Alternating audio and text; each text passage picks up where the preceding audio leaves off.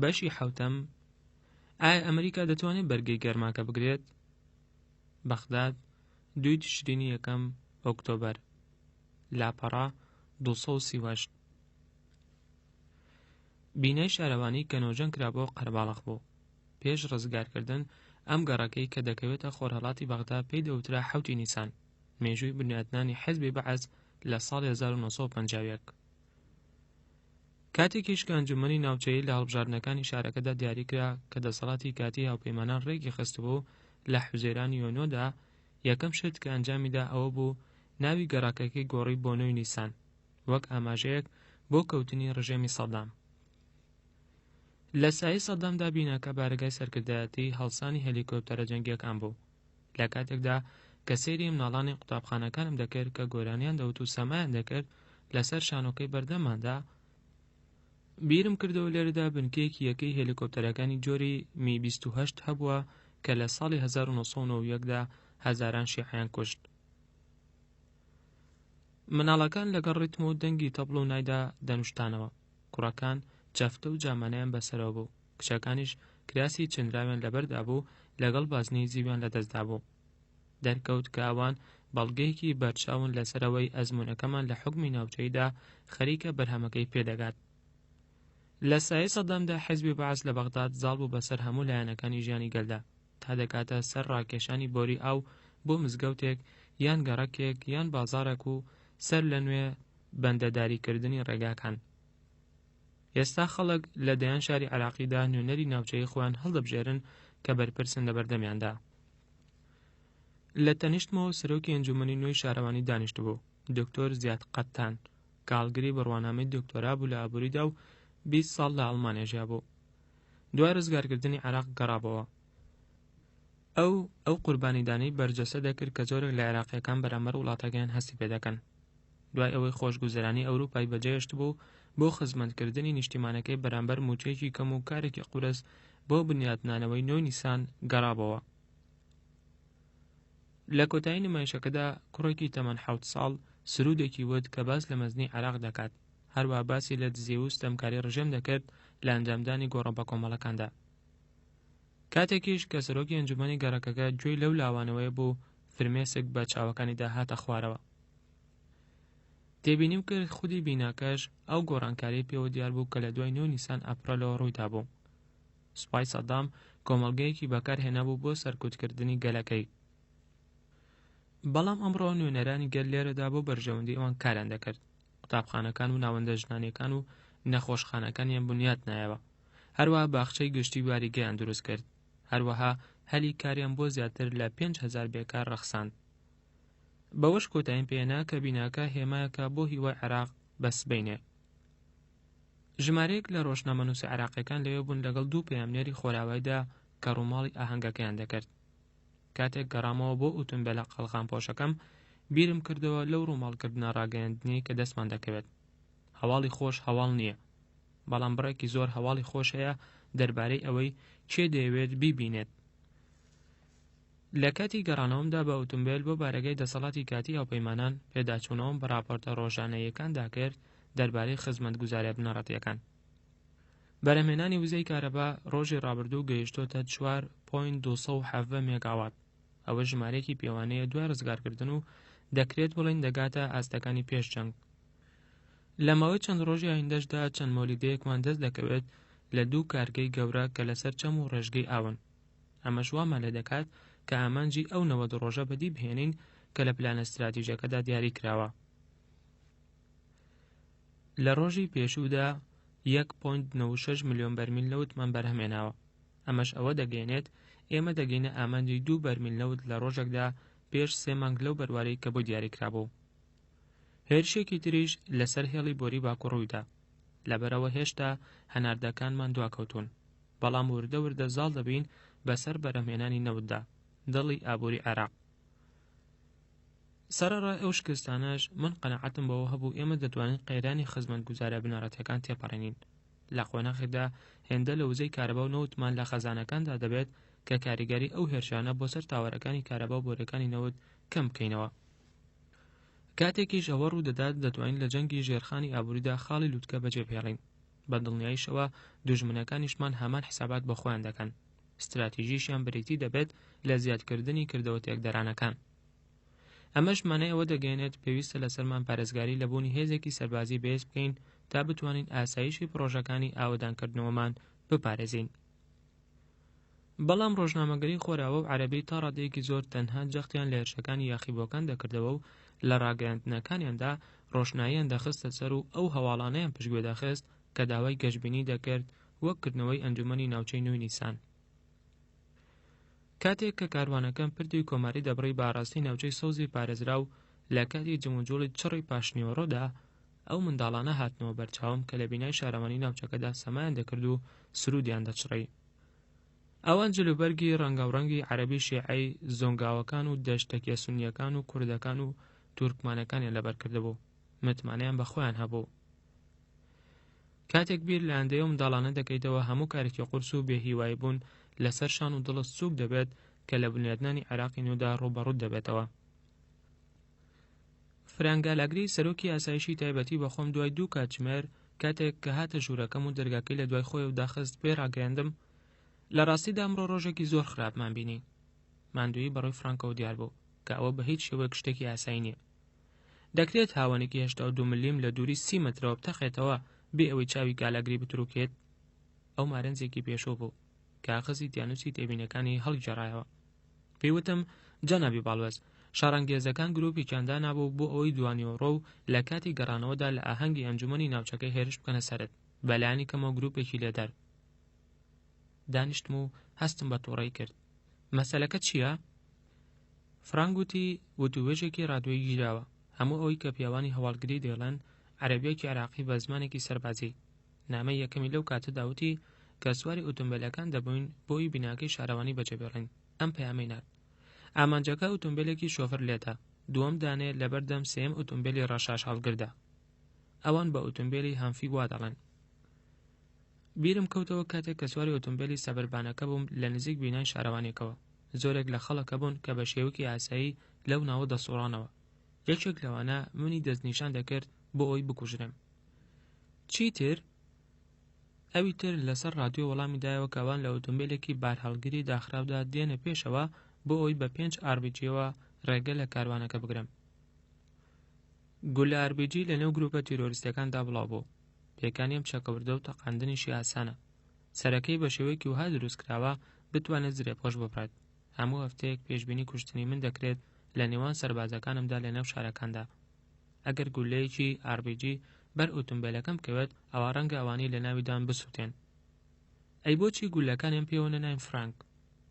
فرانک گوتی ئەو کوڕی سۆزانیە لە ناو قەرەباڵخێکەدا گیری خوارد. پەیوەندی کرد بۆ ئەوی گروپێکی تر بۆسەکە جێبەجێ بکەن، بەڵام هیچ کەسێک وەڵامی نەدایەوە. پەیوەندێکی زۆر نزیک بوو گەورم. پێش چەند هەفتەیەک پێشبینیم دەکرد بە کوشێک بێتە ناو کۆشکەکەوە سەرەڕای مەترسی مۆژەکەکان و گول لە هاوانەکان کە لەسەریان ڕاهاتوین.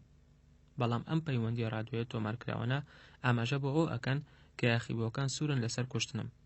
بەڵام من کارم هەیە و پێویستە پێهێستم. نەفرەتیشم لێبێت ئەگەر یاخیبۆکان بتوانن ڕێگەی هاتوچۆی ناو بەغدا و عێراقم لێ بگرن. وتم سوپاس فرانک، مادام تۆ لێرەی با بە خشتەی ئەو سەردانەماندا بچینەوە کە ڕۆژی شەممە بۆ قەرەقوش ئەنجامی دەدەم. ویستم جەخت لەوە بکەمەوە کە سەرەڕای هەڕەشەکانیش بەردەوام دەبن لە جمۆجۆڵ. فرانک نامەکەی وەرگرت ڕۆیشتە دەرەوە لە نووسینگەکە. دواتر زانیم کە بە برایان ماکرۆماکی ڕاگەیاندووە کە زۆر نیگەرانە لەوەی کە من سوورم لەسەر ئەنجامدانی ئەو گەشتە. لەو شەوەدا کاتێک کە نامەیەکی ئەلکترۆنیم نار بۆ فرانسی باسی ئاهەنگەکەی بینای شارەوانیم بۆ کرد بێ ئەوەی باسی راپۆرتەکەی فرانکی بۆ بکەم. ڕێزی سەربازەکان بەبێ هەڵاکردن لەسەر زەویەکی لمین لە قەرەقوش ڕێیان دەکرد. بە تەنیشت ئایەت عەلاوی سەرۆکی مانگی تشرین یەکەم ئۆکتۆبەری ئەنجومەنی حکومەوە وەستام. لە کاتێکدا کە کەتیبە دەرچۆکەر لەبەردەم تەختەی نمایشکردنەکەدا وەستا بوو. ئایەت عەلاوی بە شانەزێکردنەوەتی جوان و نایاب دەردەکەون. تیشکی ڕۆژ لەسەر ئەو کڵاشینکۆفانەوە پەرش دەبەوە کە سەربازەکان هەڵیان گرتبوو. هەروەها لەو جلوبەرگە سەربازیانەیان لەبەر کردبوو کە سەربازە ئەمریکیەکان پێش 12 ساڵ لە پرۆسەی گەردەلوولی بیاباندا لەبەریان دەکرد. ئەمەش دیمەنەکەی بەهێز کرد کە ئەو 500 پیاوە ئێستا بوونەتە دۆستی هاوپەیمانان. ئەو مەشقەی کە پێیان کرابوو لە ماوەی 8 هەفتەدا زۆر قورس بوو. ڕاهێنەرە ئەمریکیەکان فێری سووکە کارامەییەکانی پیادەڕۆیان کردبوون، هەروە چۆنێتی پشت بە خۆبەستن و بوونی ئینتیمایان بۆ یەکەکان و وڵاتەکەیان. ئەم کەتیبە یەکەمەی سوپای نوێی عێراقیش پەیوەندی دەکەن بە فێرقەی پیادەی چوارەوە کە پاسەوانی سنوورەکانی نێوان عێراق و ئێران دەکەن. دوای لێدانی دەوڵەکان سەربازەکان دەستی ڕاستیان بەرز کردەوە و سوێندی بە وەفای و دڵسۆزبوونیان خوارد. پاشان پێکەوە ئەمەیان وت: من نیشتیمان پەروەرم، لە پێناو ئازادی وڵاتەکەمدا خۆم دەبەخشم. لە لای چەپیشەوە ئەو کەتیبە نوێی کاتبوون وەستان. ئەمانیش بەرەبەیان دوای چەند کاتژمێرێک لە پاکردنەوەی سەربازگە و ڕێخستنەوەی دەست بە مەشق دەکەن. سەدان میوان کە ئامادەی ئاهەنگەکە بوون ناچار بوون بەهۆی تیشکی خۆرەوە بە نیوە چاو سەیری مەراسیمەکە بکەن. بەڵام بینیم کە عەلاوی هیچ کات چاوەکانی قیل و تەنگ نەدەکردەوە. هەستەکانی ئەو ساتانە عەلاویان هێنایە گریان. منیش هەروە هەستم بە شانازی دەکرد. ئەم ئاهەنگە لە گرنگترین ئەو ڕووداوانە بوون کە لە دوای ڕزگارکردنەوە ڕوویاندا بوو. ئەمە ڕووداوێکی تری دیارە لەو بابەتە سەرەکیانەی کە لە ناو پلانە استراتیژیەکەماندا بوو. تا ڕادەیەکیش ئامانجەکەمان لە کاتی خۆیدا جێبەجێ کرد. وەک پێشبینیمان کردبوو زۆربەی لاوەکان پێشتر لە سوپای کۆندا سەرباز بوون، بەڵام ئەرکی ئەمڕۆیان بەرگریکردنە لە نیشتیمانەکەیان، نەک سەرکوتکردنیان. وەک لە مانگی ئایار مایۆدا بەڵێنم بە عەبدولعەزیز حەکیمدا بوو، سەرکردەی کەتیبە یەکەم شیعەیەکی سوپای پێشووی سەدام بوو کە دوجار ئەو هەلەی بۆ ڕەخسا کە خزمەتی وڵاتە ئازادەکەی بکات لە نەنگی و شوورەی بەعسیەکان. بەڵام وەگەوەی لەسەری ڕاهاتووین ئەمڕۆژ پێگرفت نەبوو. لە ناوچەی گواستنەوە پێش سەرکەوتنی هێلیکۆپتەری بلاکۆک بۆی بگەڕێمەوە بۆ بەغداد، عەلاویم بردە کەنارێکەوە و پێم ڕاگەیاند کە ڕۆژنامەی نیویۆرک تایمز ئەم بەیانیە هەواڵێکی بڵاو کردوتەوە کە لە زمانی دوو ئەندامی ئەنجومەنی حکومەوە قسە دەکات کە ئەوانیش پاچەچی و چەلەبیە. هەروەها سۆنجۆ شابۆک داگاندامی ئەنجومەنی تورکمانی. ئەمانە ڕەخنەیان لە داوای ئەو بودجە زیادەیە گرتووە کە داوامان کردووە. بە عەلاویم وت سەرۆک پابەندبوونێکی گەورەی پێشکەش کردووە بەسەر لە نوێ بنیادنانەوەی عێراق سەرەڕای ئەو مەترسیانەی کەوا ئەو ڕووبەڕوویان دەبێتەوە. کارێکی گەمژانەشە ئەندامانی ئەنجومەنی حکوم بە شێوەیەکی ئاشکرا ڕەخنە لە پلانەکەی بگرن لە کاتێکدا کە ئێستا کۆنگرێس سەرقاڵی مشتومڕکردن لەسەری، چونکە ئەوە زیان بە سەرۆک و بەگەلی عێراقیش دەگەێنێت. عەلاوی وتی تێگەیشتم، بەڵام ژمارەیەک لە ئەندامەکانی تری ئەنجومەنەکە لەو مەسەلە ئاڵۆزانەدا شارەزاییان نییە. ئەندامانی ئەنجومەن دەیانویست کە بڕە پارە زیادەی دەرماڵە زیادەکان لە عێراقدا خەرج بکرێت، نەک بدرێتە گرێبەستکارەکان. منیش لەسەر ئەو ئامانجە هاوڕام. بە عەلاویم وت کە فەرمانم بە گرێبەستکارە بیانیەکان کردووە گەورەترین ڕادەی کارەکان بدەنە دەست گرێبەستکارە عێراقیەکان لە ناوەدا و بە کارخستنی زۆرترین ژمارە لە عێراقیەکان. کۆمپانیای باکتلیش کەوا گەورەترین کۆمپانیای گرێبەست کردووە لەگەڵماندا ئامانجی ئەوەی هەیە کە لە 170 گرێبەستەکان لە ناوەی عێراقدا خەرج بکات. بە شێوەیەکی کرداریش 40,000 عێراقی بەکار خستووە. عەلاوی ڕازی بۆ قسە لەگەڵ ئەندامانی ئەنجومەنی حکومدا بکات. لە ڕۆژی دواتردا لەگەڵ وەفدێکی کۆنگرێسدا کۆبوومەوە کە بە سەرکردایەتی سیناتۆر میچ ماکۆنێڵ بوو. فەریق سانشێز لەبارەی ئەو پێشکەوتنەوە کە فەیلقی بەرگری نیشتیمانی و پۆلیس و هێزەکانی هاوپەیمانان پێشکەشیان کردبوو لە بنبڕکردنی یاخێبووندا بە شێوەیەک دووە کە ئەستم کرد قسەکانی گەشتبینیەکی زیادەڕۆیی کراوی تیادایە. ڕاگەیاند کە هێزە سەربازیەکانی هاوپەیمانان هەڵدەستێت بە دامەزراندنی پۆلیس لە هەموو ناوچەکانی عێراقەوە و مەشقیان پێدەکات و ئێستا نزیکەی 54,000 پۆلیس لە خزمەتدان. پرسییم ئەو ژمارەی لەکوێوە هات؟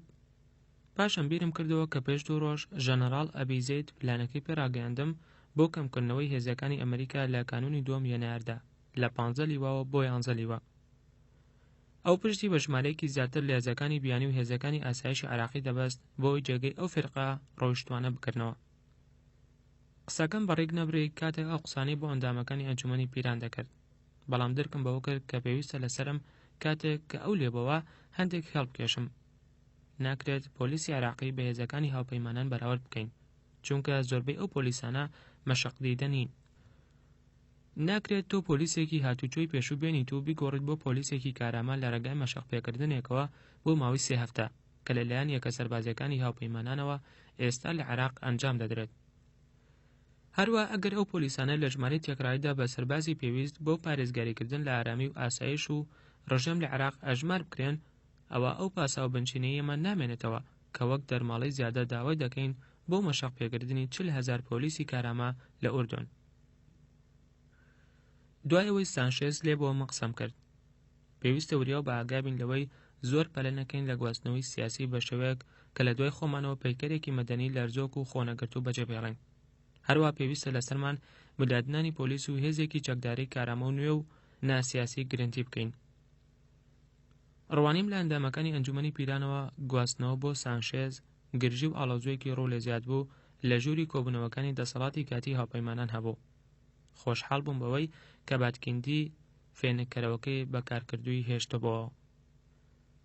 دوای و کۆبوونەوە گرژ و ئاڵۆزە داوام لە دۆکبراندی سەرکردەی پۆلیسی یۆرکشایر کرد کە ئێستا بووە گەورە ڕاوێژکارمان بە وەکالەت لە وەزارەتی ناوخۆدا کە لەگەڵ کلایدا بێت بۆ ئەوەی باسی مەشق پێکردنی پۆلیس بکەین.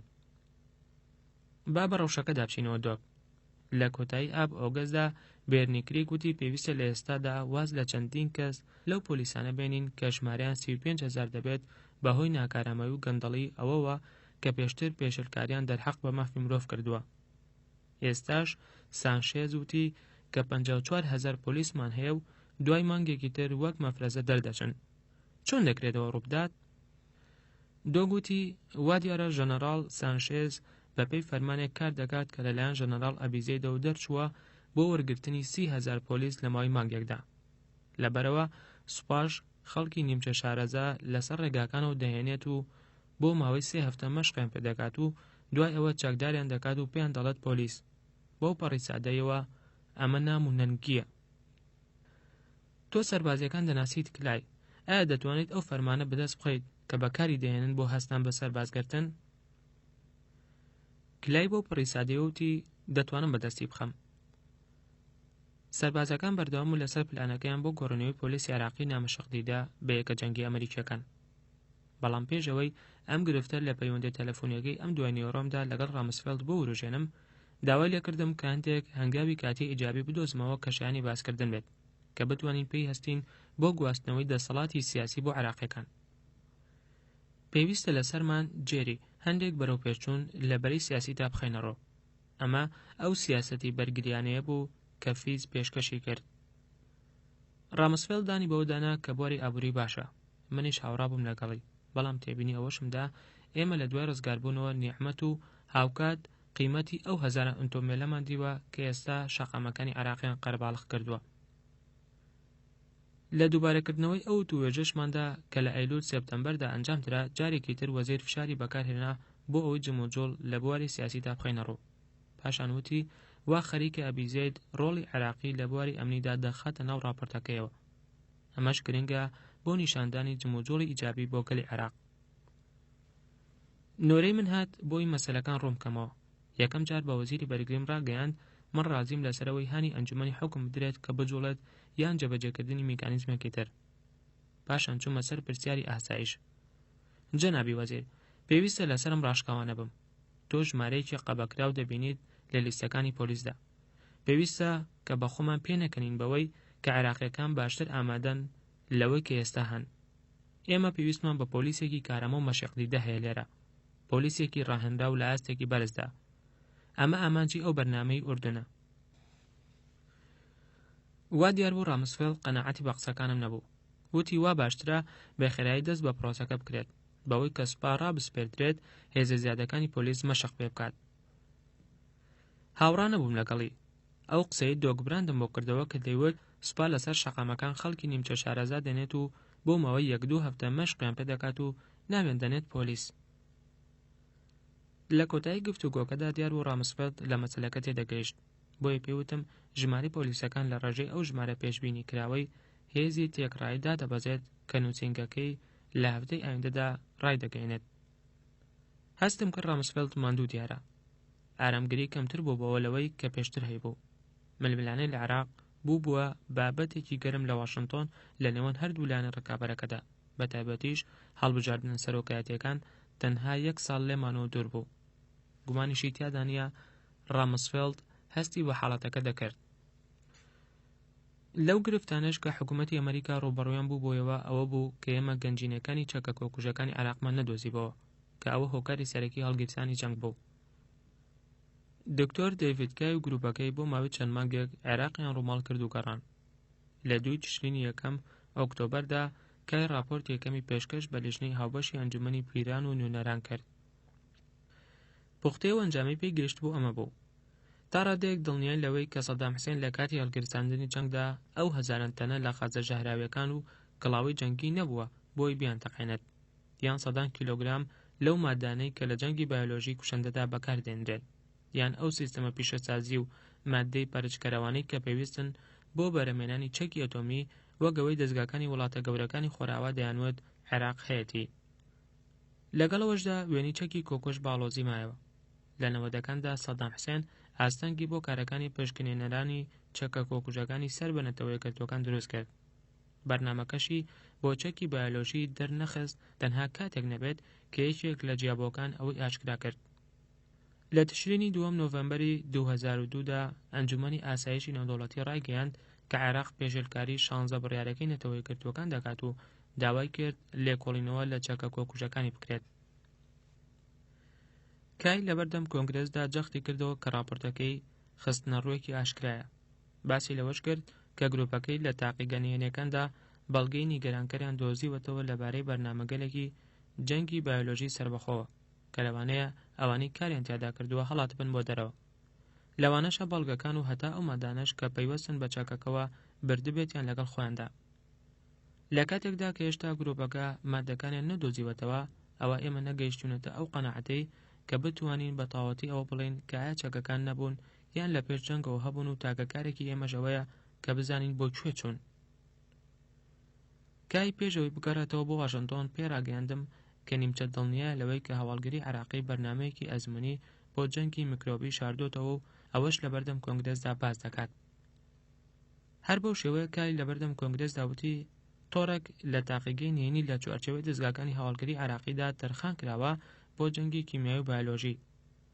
پشکنێنەرانی نەتەوەی گرتوەکان لە کاتی گەڕانیان لە سەرەتاکانی ساڵی 2003دا بە دوای چەکی کۆکوشدا نەیانتوانی و ئەم تاقیگانە بدۆزنەوە. هەروەها کای هەندێک شوێنی کەشف کرد کە توانراوە بۆ 2 مەبەست بەکاربهێنرێن کە دەتوانن گازی ژەهراوی و بیتێنەرەکانیش بەرهەم بێنن. ئەو گروپەکەی بەهۆی ڕوخانی ئەو دیوارە نهێنیەوە کە ڕژێمی بەعس حەشاری دابوو توانیویانە ئەو زانیارانە بدۆزنەوە. من چەندین ساڵە ئیدانی ئەو پشتیوانیانم دەکرد کە ڕژێمی بەعس پێشکەش بە تیرۆری دەکرد.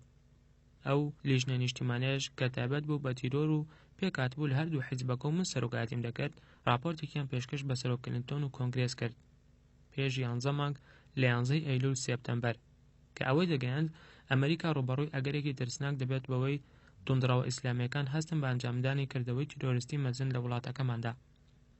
ئاسایشی ئەمریکیش تووشی مەترسێکی کوشندە دەبێتەوە ئەگەر تیرۆریستەکان چەکی کۆکوژیان بەدەستێنە.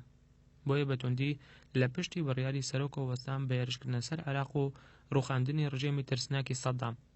بە هەمان شێوەی دەیڤیدیش تووشی سەرسامی هاتم کە ئەو گروپەی کە هاتوون بۆ ڕووماڵکردنی عێراق کۆگاکانی چەکی کۆکوژەکانیان نەدۆزیەوە.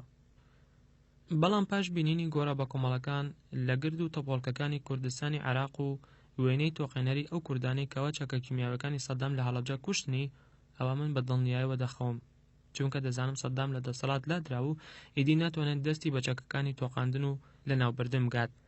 ئیدی ئەگەر تەرسانەیەکی ترسناک لە چەکی کۆکوژی هەبێت یان تەنها بنکەیەکی پیشەسازی سازکراو بۆ هەڵبەستن و کۆکردنەوەیان، ئەوە من دڵنیام لەوەی کە ڕێگەمان لەو ستەمکارە گرت کە ژمارەیەکی زیاتری خەڵکانی بێتاوان بکوژێت.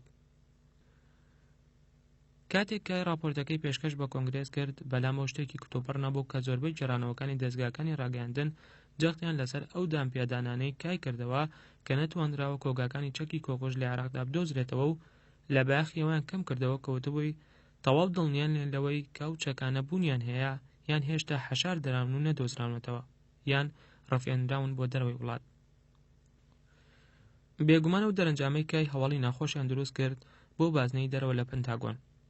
نەفیکراوەکانی ناو کۆنگرەی نیشتیمانی عێراقی کە ئەحمەد چەلەبی سەرۆکایەتی دەکات پێش جەنگ هەندێک زانیاری هەواڵگریاندا بۆ نووسینگەی وەزیری بەرگری. ئێستا و کاسێتە ڤیدۆیانە بوونیان نییە کەوە کۆگەکانی کڵاوی جەنگی گازی سارین هەڵدەگرن یان تیوب و ئەو شوشانەی کە لە ئامادەکردنی تاقیگەی چەکی بایۆلۆژی میکرۆبیدا سوودی لێ دەبێنرێت بۆ ئەوەی بتوانرێت پێیان ڕوبەڕووی ئەو سلبیەتە بەردەوامە ببینەوە کە لە دەستگاکانی ڕاگەاندنی جیانیدا هەیە. بۆی رامسفێلد پێویستی بەوەیە نیشانی بدات کە داگیرکەر بە خێرایی پێشکەوتن لە کارەکانیدا بەدی دەهێنێت. هەروەها دەیەوێت ژمارە و کەسانەی کە لە ڕێزەکانی سوپای ئەمریکیدا پێوە دەبن کەم بکاتەوە. ئێمەش لەگەڵ ئەودا هاوڕاین، بەڵام لەسەر شێوازی بەدیهێنانی ئەو ئامانجا ڕێک نەکەوتوین. دوای ئاگادارکردنەوەم لە پێشهاتە سەربازیەکان لە ڕۆژی دواتردا داوام لە ژەنەڕاڵ سانشێز کرد بمێنێتەوە. پێویستمان بۆ بوو کە هەڵوێستەکە لە مەشەقپێکردنی پۆلیسی عێراق ڕۆم بکەینەوە. لە ماوەی 14 مانگدا لە ڕووبەڕبوونەوەی گرفتە قورسەکان لە گۆشە نیگاجیاوازەکانەوە من و سانشێز پارێزگاریمان لە پەیوەندێکی نایاب کرد لە نێوانماندا، بەڵام پەیوەندی پیشەییمان ئاڵۆزی تێکەوت. پڕۆتۆکۆڵی سەربازی پلەی ژەنەڕاڵی دەداتە باڵوێزەکان بە 4 ئەستێرەوە. فەریقی یەکەم ڕیکاردۆ ژەنەڕاڵیش 3 ئەستێرە فەریق. بەرپرسی ڕاستەخۆی ئەویش ژەنەڕاڵ ئەبیزێدە لە سەرکردایەتی ناون. بەڵام من نوێنەری شەخصی سەرۆکم لە عێراق و سەربازەکان فەرمانیان لایە کە دەبێت هەماهەنگی لەگەڵ مندا بکەن. ڕیک لەبارەی بەرنامەی مەشەقپێکردنی پۆلیسەوە ئێمە هاوڕانین.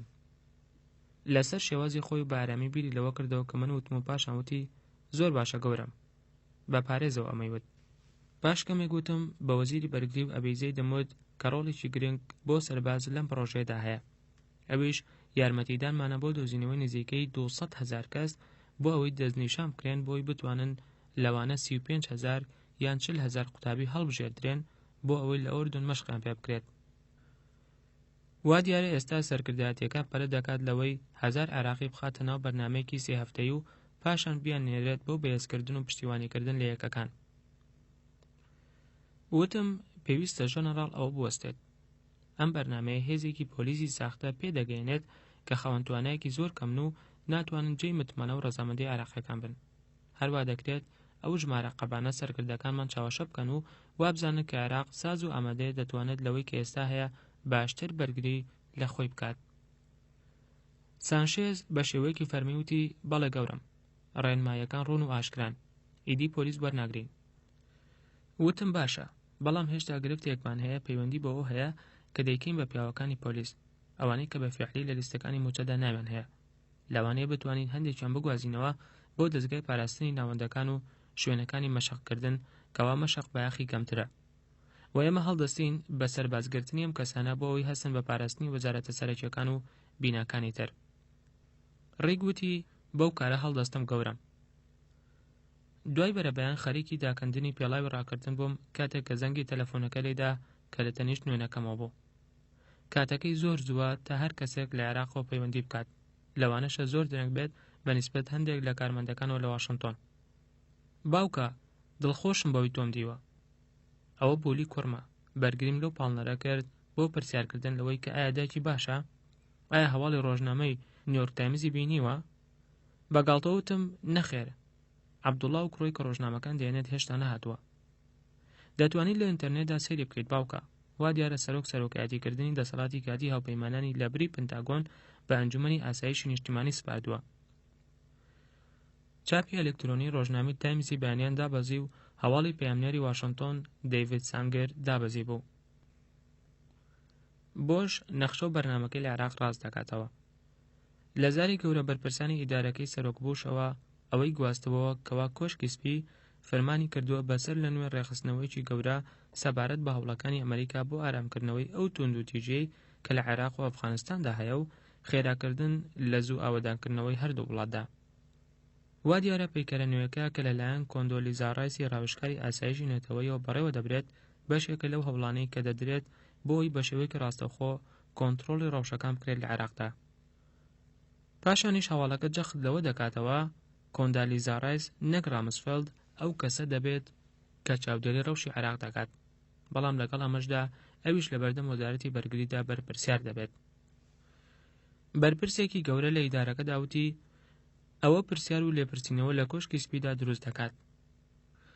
لە کۆتایی وتارەکەدا نووسەر دەڵێت بەرپرسان لە وەزارەتی بەرگری بە سەختی سکاڵایان کردووە کە دوور خراونەتەوە لە وەرگرتنی بڕیار لە عێراقدا هەتا دوای ڕوو لە زیادبوونی هێرشەکان بۆ سەر هێزە ئەمریکیەکان و بڕانی کارەبا و مانەوەی بەرهەمێنانی نەوت زۆر لە خوارە ئەو ئاستەوە کە پێش جەنگ لەسەری بوو. سەر لە نوێ ڕێخستنەوە بە نیسبەت منەوە کتۆپەر بوو. نەمتوانی لە ڕێگەی ڕۆژنامەکەەوە بزانم مەبەست چییە لەوە. جەختکردنەوەیەکەیە کە هەندێک کەس هەست دەکەن ئێمە سست و خاوین لە جێڕانەوەی خزمەتگوزارە بنەڕەتیەکاندا. نامەیەکی ئەلکترۆنیم نارد بۆ ڕۆبن جێفری، نوێنەری دەسەڵاتی کاتی هاوپەیمانان لە واشنگتن، کە ژمارەکانی ئەم بەیانیە ئاماژە بەوە دەکەن وزەی کارەبای بەرەمەتوو دەگاتە نزیکەی 5,000 وات و بەرەمێنانی نەوتیش گەیشتۆتە 1,946,000 بەرمیل لە نیوەی شەودا و لەم هەفتەیەشدا دەگاتە 2 ملیۆن بەرمیل. وتیشم کە ئێمە لە ماوەی چەند ڕۆژی ئایندەدا دراوێکی نوێ دەخینە بازاڕەوە و هەموو قوتابخانە و نەخۆشخانەکان خراونەتەوە کار، سەرڕای هەموو بانکەکانیش. هەروەک تا ڕەدەیەکی ژەوە گومان هەڵنەگرا کە دەسەڵاتی کاتی هاوپەیمانان ژمارەیەک لە بەرپرسانی بچووک و مامناوەند و گەورە لە ستافی دەرەوە باڵوەزخانەخانە نشینەکان ئەوانەی کە لە عێراق کار دەکەن لە خۆ دەگرێت کە زیاتر لەوەی کە لە هەر شوێنێکی تردا هەیە جگە لە وەزارەتی دەرەوەی ئەمریکا. دەزانم چی لەوێ ڕوودەدا جێری. ڕایس دوانیوەڕۆی ئەو ڕۆژە پەیوەندی کرد. ئەوەم بیست سەبارەت بە مەترسیەکانم لە ڕۆبن. ئەو پەیامنێرە بە شێوەیەکی هەڵا لە مەسەلەکە گەیشتۆ جێری. مەبەست لەسەر لە نوێ ڕێخستنەوە ئەوە نەبوو کە دەسەڵاتی کاتی هاوپەیمانان کەم بکرێتەوە، بەڵکو نیازی ڕێخستنە نوێیەکە ئەوەیە یارمەتیمان بدات لە تیارکردنی پشتیوانی لەلایەن فەرمانبەرەکانەوە. وتم باشە، بەڵام من هێشتا نیگەرانم سەبارەت بە چۆنیەتی خوێندنەوەی ئەوە لە ناوەندەکانی واشنگتۆندا. سەرەڕای شێوازی داڕشتنەکەی ئەوە خەڵک ئەویان لا دروست دەبێت کە پەیوەندیەکان لە نێوان دەسەڵاتی کاتی هاوپەیمانان و پنتاگۆندا لاواز بوون. ئەمەش دەمانخاتە گرفتێکی گەورەوە لەگەڵ سەربازەکاندا. وتی مەسەلەکە وان نییە، ئێمە دەمانوێت یارمەتی دەسەڵاتی کاتی هاوپەیمانە بدەین لە خێراییکردن لە کارەکانیدا. وتم ئەو هەواڵە ناوردی ڕۆژنامەی تایمز بەرەو ئەوە دەڕوات کە لە یادەوەریمدا بمێنێتەوە، شتێکی هەڵەیان بەبیردا دێتەوە و دەچێتە ناو زەینەکانیانەوە. ناتوانیت بە هیچ شێوەیەک کارەکە چاک بکەیتەوە. لەبارەی ئەوە قسەم بۆ بکە جێری. باسمان لە فلێجبوونی ئەنجومەنی حکوم کرد لەبارەی پرۆسی دەستوریەوە. ڕایس لێی پرسییم چی دەکەیت ئەگەر ئەنجومەنی حکوم پێداگر بوو لەسەر هەڵبژاردننی کۆنگرەی دەستوری. پێم وانەیە کە ڕەوشی ڕامیاری لە واشنگتۆن پشتیوانی لێ بکات تا ساڵێکی تر ڕەوشەکە بەم شێوە بمێنێتەوە. ئایا دەتوانین جۆرێک لە حکوومەتی کاتی دروست بکەین؟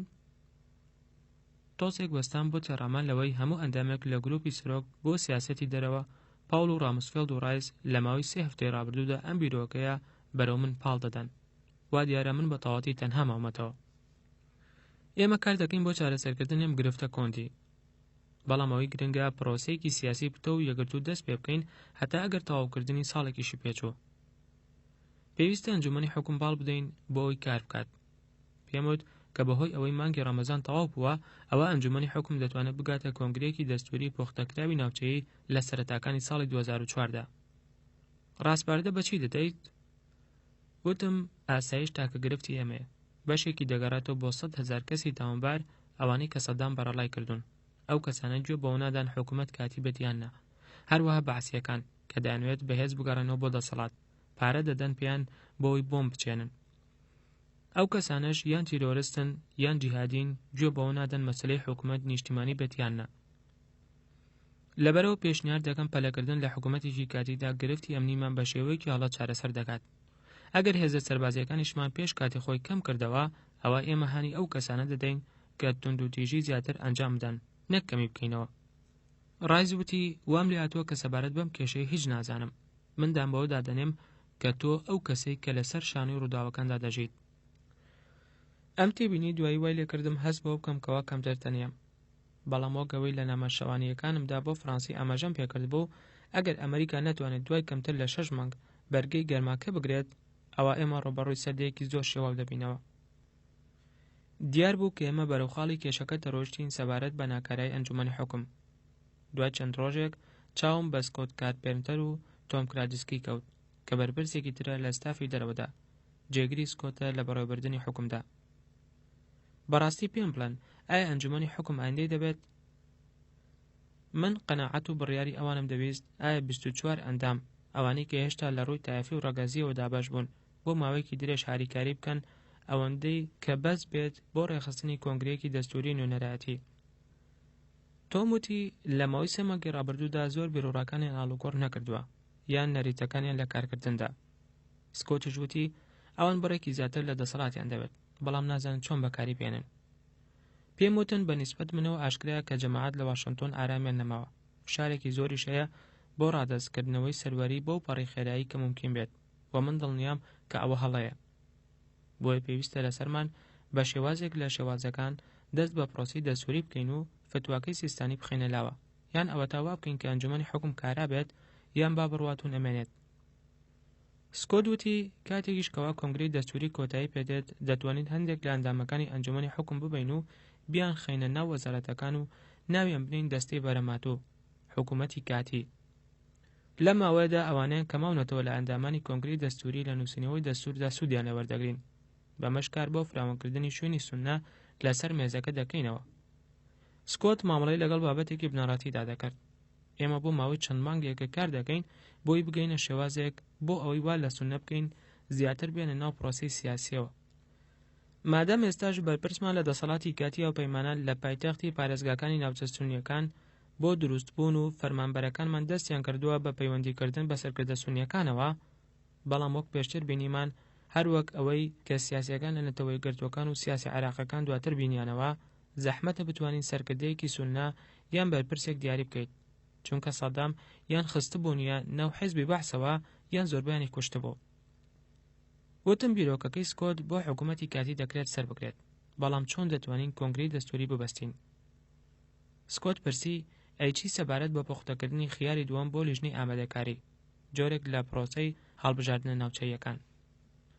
پێم وتن کە من پێش چەند ڕۆژێک ئەو بیرۆکەیەم بە الحەکیم ڕاگەیاندووە، بەڵام ئەو هێشتا پەیوەستە بە هەڵبژاردن گشتیەکانەوە. بەڵام لێرەدا شتێکەیە دەتوانین بیکەین، سبەینێ بە بیرۆکەی نوێوە وەرنەوە بۆلام. لەسەر مێزە مەرمەڕە فراوانەکە دانیشتم چەند خولەکێک بیرم کردەوە. بیرۆکەکان لۆژیکی بوون، بەڵام پەرەسەندن و گۆڕانکاریەکان لە عێراق بەداخەوە هەمیشە لۆژیکی نین. گومانی تیادا نییە کە ئایەتوڵا سیستانی لەسەر ئاستێکی عەقلانی بیر دەکاتەوە کە جیاوازە لە بێرکردنەوەی خۆراواییەکان. سیستانی لە بارەگا سادەکەیەوە لە نەجاف، عێراق و جیهانی فراوان لە ڕوانگەی تێڕوانین ئاینی ئیسلامی شیعەکەیەوە دەبینێت، سەرەڕای تێڕوانینە سیاسی توندڕەوانەکەی. ئەو هەزاران فتوای دەرکردووە سەبارەت بە کۆمەڵەیەکی سیر و سەرسامکەر لە مەسەلەکان، بەڵکو هەتا چۆن باوەڕدار ئەو دەخواتەوە و کەی دەیخواتەوە. سەرەڕای وێنەی دابڕا و گۆشەگیرانەی ئایەتوڵا عوزما ئەوە ئەو پێداگرێ لەوەی کەوا لە پرۆسی سیاسیدا کاریگەری هەبێت، ئەگەر بە شێوەی ناڕاستەوخۆش بێت. و من گومانم هەیە کە هەر بە هەڵبژاردننی نوێنەرەکان بۆ کۆنگرەی دەستوری لە فتواکەی پاشگەز دەبێتەوە، چونکە ئەو زۆرینەی شیعە لە کۆنگرەدا دەستەبەر دەکات. لەوانەیە گروپی بەڕێوەبردننی حکم بگەنە میکانیزمێک کە ئەنجومەنی حکم بتوانێت کۆنگرەیەکی دەستوری نوێنەرایەتی بە زۆرینەی شیعە ببەستێت و ئەو هەڵبژاردنە نیشتیمانی درێژە تێپەڕێنێت کە سیستانی داوای دەکات. ئەگەر نەگەیشتە ئەوەش، ئەوە دەسەڵاتی کاتی هاوپەیمانان و عێراقیەکان لە نێوان ڕەوشێکدا هەڵدەواسرێن کە ڕەوشی نەداگیرکردن و نەسەروەریشە و ناکرێت بەرگری لێ بکرێت. بۆیە هەر دەبێت یەکێک نەرم بێت. لە کاتێکی درەنگی شەوی 10 تشرینی یەکەم ئۆکتۆبەردا لە نووسینگەکەم دانیشتبووم، کاتێک کە جۆم لە دەنگی تەقە و پێکدادان بوو لەو بەری ڕووبارەکەوە. عەقید نۆرفۆرد وتی تەقەکردنێکی چرا لە مەدینە سەدر گەورم. کاتێک دوای کاتژمێرێک چوومە ناو خانووەکەمەوە کە زیاتر نزیک بوو لە ڕووبارەکەوە، دەنگی تەقەکان لە دوورەوە دەبیسترا. راپۆرتی زیاترمان لەو بارەوە پێدەگەیشت. زیاتر لە 300 چەکدار هێرشیان کردۆتە سەر فەوجی دوی زرێپۆشەکان کە بەرپرسیارە لە ئەمنی ناوچەی سەدری هەژارنشین کە نزیکەی 1 ملیۆن کەس لەو شوێنە نزم و کەم بایەخ پێدراوەدا دەژین کە سەدام سەپاندوێتی بەسەریاندا. 2 لە سەربازەکانمان کوژراون و چەندینیش بریندار بوون. هێرشەکە لەلایەن میلیشیاکانی سوپای مەهدیەوە ئەنجام درابوو کە سەر بە موقتەدا سەدر بوون. بەهۆی تەحەداکردنی هاوپەیمانان لەلایەن موقتەداوە و دابەشکردنی ئەو بەخششانەوە کە لە ڕێگای مزگەوتەکانی ناوچەی سەدرەوە داهاتن، موقتەدا توانی بووی ئەندامی نوێ بکاتە لایەنگری خۆی. ئەوانەی کە شوێنکەوتوی بوون ناویان نابوو مەهدی، ئەو ئیمامەی کە مناڵێکی بچووکی دوایین ئیمامەکانی شیعە بوو و لە سەدەی 19دا شیعەوە و دیار نەما و چۆتە ناو جیهانی ڕوحەوە.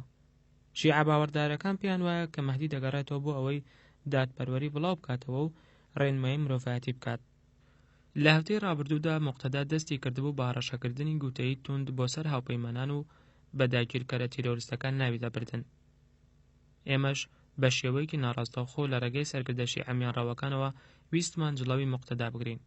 بەڵام ئەو لاوە توندڕەوە گوێ لە داواکاریەکانمان نەگرت، بەڵکو پەنایبەر دەبەر لە بەرکردنی کفنێکی سپی لە بری عەبایڕەش کە ئیمامەکان لەبەری دەکەن، ئەویش وەک هیمایەک بەوەی کە پێشوازی لە شەهید بوون دەکات. هەروەها لەو هەواڵە نیگەرانکەرانی تریش ئەوە بوو کە موقتەدا هاریکاری لەگەڵ پیاوێکی ئاینی سوننی توندڕەودا دەکرد کە ئەوێش ئەحمەد کوبەیسی بوو. بە ئۆتۆمبیلێ توندڕەوە سوننەکان لە ناوچەی سێگۆشەی سوننیەوە بەرەو باشوور دەچوو بۆی میلیشیا بچووکەکەی گەورە و بەهێز بکات. لە بەیانیەکی زووی ڕۆژی دواتردا بەتەنها لەگەڵ سانشێزدا کۆبوومەوە بۆ وتوێژکردن لەبارەی هێرشەکەوە. وتم ئێمە زۆر نەرمووی لەگەڵ موقتەدادا، ئەویش بەو شێوەیە پاداشمان دەداتەوە. وتی تەواو هاوڕام لەگەڵتا گەورم، ئەمڕۆ مەدینە سەدر پڕ دەکەین لە مەفرەزە و ئەوەی چەکی بێبێت دەیگرین.